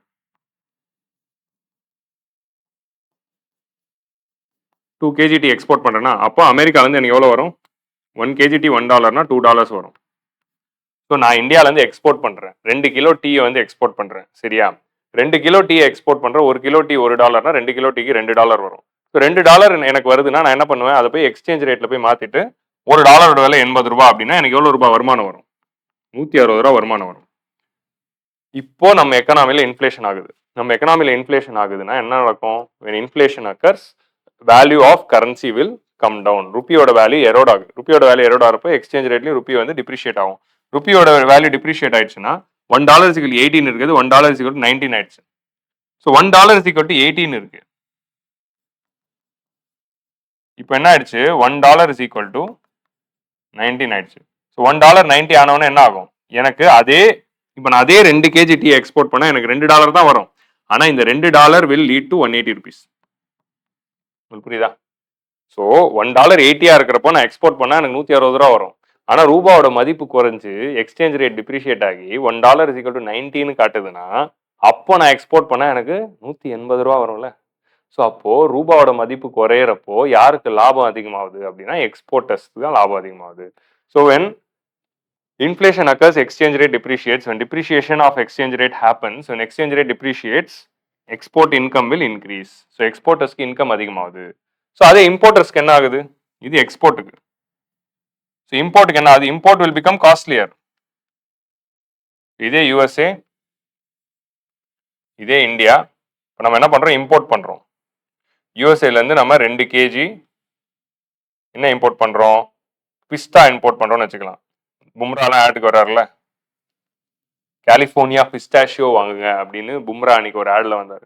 ஸோ 2 kg பிஸ்தா வந்து நம்ம ஆர்டர் பண்றோம். ஸோ 1 kg பிஸ்தா $1 அப்படின்னா நம்ம $2 கட்டிருப்போம்.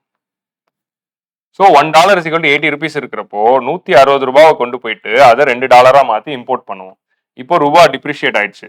நான் அதே 2 கிலோ பிஸ்தாவை இம்போர்ட் பண்ணி $2 கொடுக்கணும்னா 180 ரூபாவை போய் கொடுத்தாதான் இப்போ வாங்க முடியும். ஸோ 160 ரூபாய் கரைச்சிட்டு இருந்தா 2 கிலோ பிஸ்தா இப்போ எனக்கு 180 ரூபாய்க்கு தான் கிடைக்கும். ஸோ அப்போ ரூபா டிப் வேல்யூ குறையுது, ருபீஸ் டிப்ரிஷியேட் ஆயிருக்கு அப்படின்னா எக்ஸ்போர்ட்டுக்கு இன்கம் எக்ஸ்போர்ட்டர்ஸ்க்கு ஜாலி இன்கம் அதிகமாக, இம்போர்ட்டர்ஸ்க்கு காஸ்ட்லி ஆயிடுது. So what is impact of inflation on exports? எக்ஸ்போர்ட்டர்ஸோட இன்கம் இன்க்ரீசஸ், இம்போர்ட்டர்ஸோட will become costlier because exchange rate is becoming depreciated. So impact of inflation பார்க்குறப்போ எக்ஸ்சேஞ்ச் ரேட்டு ரூபாவோட மதிப்பு குறைஞ்சிச்சு, அதனால எக்ஸ்சேஞ்ச் ரேட் டிப்ரிஷியேட் ஆயிடுச்சு அப்படின்னா export income will increase, imports will become costlier. அதை புரிஞ்சுக்கிறது தான் இந்த 2 எக்ஸாம்பிள். உங்களுக்கு புரியலன்னா பாஸ் பண்ணி ரீவைண்ட் பண்ணி இன்னொரு ப்ளே பண்ணி பாருங்க, புரிஞ்சிடும். சரியா? யூடியூபோட அட்வான்டேஜ் அதுதான். ஸோ இதெல்லாம் தான் இம்பாக்ட் ஆஃப் இன்ஃபிளேஷன். இப்போ இம்பாக்ட் ஆஃப் இன்ஃப்ளேஷன் ஒன்னொன்னா பார்ப்போமா? ஸோ ஃபர்ஸ்ட் வந்து impact of inflation on growth என்ன? So impact of inflation on growth அப்படின்னு நம்ம பார்த்தோம்னா, so inflation is directly growth is directly proportional to inflation. When growth increases, inflation increases. When growth decreases, inflation decreases. So இன்ஃப்ளேஷனை control பண்ணுறோம் அப்படிங்கிற step வந்து நம்ம எடுக்கிறப்போ ஜிடிபி growth ரேட் அஃபெக்ட் ஆகாத மாதிரி எடுக்கணும். ரொம்ப கண்ட்ரோல் பண்ணணும்னு நினச்சிட்டா ஜிடிபி growth அஃபெக்ட் ஆகிடும். So inflation erodes the purchasing power of money. So inflation erodes the value of money. Inflation affects the quality of life. Quality of life is affected. So inflation affects the quality of life of individual and standard of living. ஏன்னா 15,000 ரூபாய் சம்பாதிச்ச ஒருத்தர் இன்ஃப்ளேஷனால salary increase ஆகல, ஆனால் inflation ஆயிடுச்சு, அதனால என்ன ஆயிடுது, கடனாளியா மாறிடுறாரு. So creditors are affected. So creditors are affected, debtors are benefited. உங்களுக்கு புரியுதா? இன்ஃப்ளேஷன் என்ன ஆகுது, creditors are affecters, debtors are benefited. So கிரெடிட்டர்ஸ்க்கு இன்னொரு பேர் என்ன?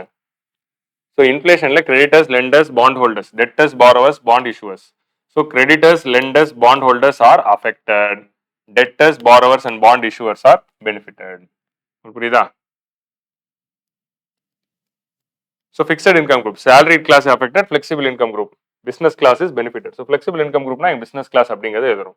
So investments increases. So investment is increased to cater demand and boost supply. So investments are increased to cater the demand and to boost the supply. Next is savings. Savings is increases. So you have to increase the savings. Next taxes. What will happen to the taxes? So inflation appo, when inflation is very high, taxes increases. So indirect taxes increase ஆச்சுனா inflation அதிகமாகும். Inflation அதிகமாச்சுனா tax collections அதிகமாகும். So cause and effect அது வந்து ஃபுல்லா பார்த்துட்டோம். கிளியரா? இப்போ அடுத்து வந்து எக்ஸ்சேஞ்ச் ரேட். எக்ஸ்சேஞ்ச் ரேட் வந்து டிப்ரிஷியேட் ஆகுது. எக்ஸ்போர்ட் இன்கம் இன்க்ரீஸ் ஆகுது. Import is becoming costlier. Okay, export income அதிகமாகுது. Inflation is become, import is becoming costlier. கிளியரா? இதுதான் impact of inflation. So impact of inflation எல்லாம் புரிஞ்சிச்சா? ஸோ ப்ரிலிம்ஸ்ல என்ன கேள்வி வரும்? சிம்பிளா கேள்வி வருங்க. Which of the following is impact of inflation? அவ்வளோதான் கேள்வி வரப்போகுது. உங்களுக்கு புரியுதா? இன்ஃப்ளேஷனோட இம்பாக்ட் என்ன? So inflation will benefits the fixed income group. Inflation affects the flexible income group அப்படின்னு வரும். அது தப்பு. Inflation benefits the creditors, affects the debtors அப்படின்னு வரும். அது தப்பு. Inflation will affect the purchasing power of money. அது correct. Inflation leads to the depreciation of local currency. Correct. Export income increases, imports become costlier. Correct. Taxes will increase, savings will increase, investments will increase. அவ்வளோதான் correct. So இப்படி வந்து நம்ம சிம்பிளா புரிஞ்சுக்கணும். So tax கலெக்ஷன்ஸும் அதிகமாகும். புரிஞ்சுச்சா? ஸோ ப்ரிலிம்ஸ் பாயிண்ட் ஆஃப் வியூல சிம்பிளா வந்து நம்ம இன்ஃப்ளேஷன்னா என்ன அப்படிங்கிறத பார்த்துக்கணும். கிளியரா? ஸோ இன்ஃப்ளேஷன் இது வரைக்கும் புரிஞ்சிச்சா? ஸோ இதை தாண்டி இன்ஃப்ளேஷன் ரிலேட்டடா ஒரு சில குட்டி குட்டி கான்செப்ட்ஸ் 2-3 இருக்கு. அது என்னென்னு டக்கு டக்குன்னு பார்த்துட்டு நம்ம இந்த இன்ஃப்ளேஷனுடைய இந்த வீடியோ வைண்ட் அப் பண்ணிடலாம். So I think so we are seeing the 16th session. 16th செஷனை நம்ம வைண்ட் அப் பண்ணிடலாம். ஸோ 16th செஷன்ல நம்ம ஸ்பெஷலாக இப்போ என்ன பார்க்குறோம் அப்படின்னா, டைப்ஸ் ஆஃப் இன்ஃப்ளேஷன்ல 2. ஸோ இப்போ நம்ம என்ன பார்க்குறோம், காசஸ் பார்த்தாச்சு, எஃபெக்ட் பார்த்தாச்சா. இப்போ இன்ஃப்ளேஷன்ல டைப்ஸ் ஆஃப் இன்ஃப்ளேஷன். ஸோ இன்ஃப்ளேஷனோட டைப்ஸ்ல நிறைய விதத்தில் நம்ம இன்ஃப்ளேஷனை கிளாஸிஃபை பண்ணுவோம். அதில் இப்போ குட்டியாக ஒரு டாபிக் மட்டும் பார்ப்போம். என்ன அப்படின்னா, inflation is classified into 2, that is demand pull inflation and cost push inflation. இதுதான் ஃபர்ஸ்ட். இது ஆல்ரெடி பார்த்தாச்சு. இதை நான் உங்களுக்கு எக்ஸ்பிளைன் பண்ணணும்னு அவசியம் இல்லை. ஸோ ஒரு சில கான்செப்ட்ஸ் இருக்கு. there are certain terms like structural inflation,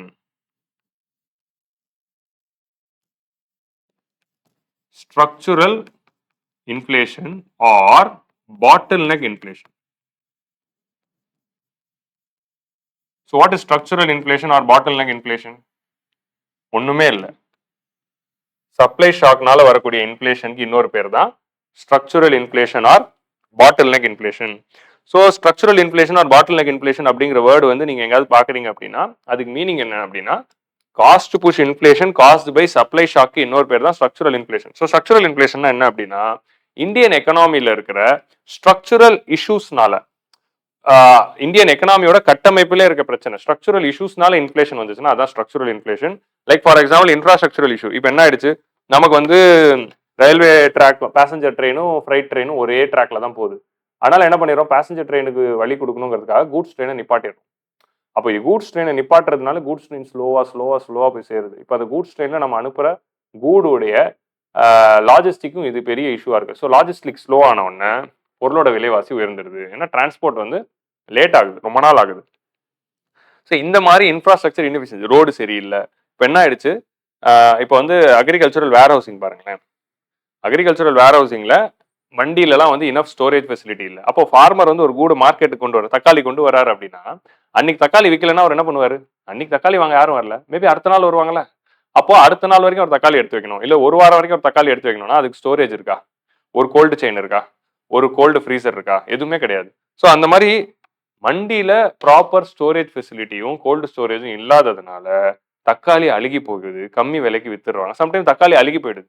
so அப்படி தக்காளி வந்து அழுகி போறப்போ, ஃபுட் வேஸ்டேஜஸ் ஆகிறப்போ சப்ளை ஷாக்ஸ் வருது. ஸோ அப்போ நம்ம நாட்டில் சப்ளை ஷாக்கு காரணமா இருக்கிறது இன்ஃப்ராஸ்ட்ரக்சரல் இஷ்யூஸ் கூட தான். Like for example, lack of separate tracks for goods train or lack of infrastructure storage facility for food grains. So இப்படி இன்ஃப்ராஸ்ட்ரக்சரல் இஷ்யூஸ்னால சப்ளை ஷாக் வந்து இன்ஃபிளேஷன் வருதுல்ல, அதுதான் structural inflation or bottle neck inflation. Bottle neck inflation புரிஞ்சுச்சா? So bottle நெக்னா என்ன? Bottle எப்படி இருக்கும்? இப்படிதானே இருக்கும். ஸோ பாட்டில் வந்து வைடா இருந்தாலும் அது நெக் வந்து சுருங்கிடும்.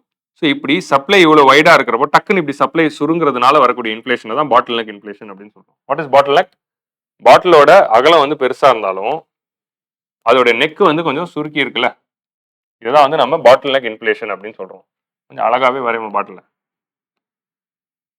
காலம் பூரா அவங்களுடைய நோட்ஸ்ல இருக்க போகுது. ஓகே. ஸோ இப்படி வைடா இருந்த பாட்டில் டக்குன்னு நெக் கிட்ட என்ன ஆகுது? நெக் கிட்ட நேரோ ஆகுதுல்ல, இப்படி நெக் கிட்ட நேரோ ஆகிறதுக்கு பேர் தான் பாட்டில் நெக் இன்ஃபிளேஷன். புரிஞ்சுச்சா?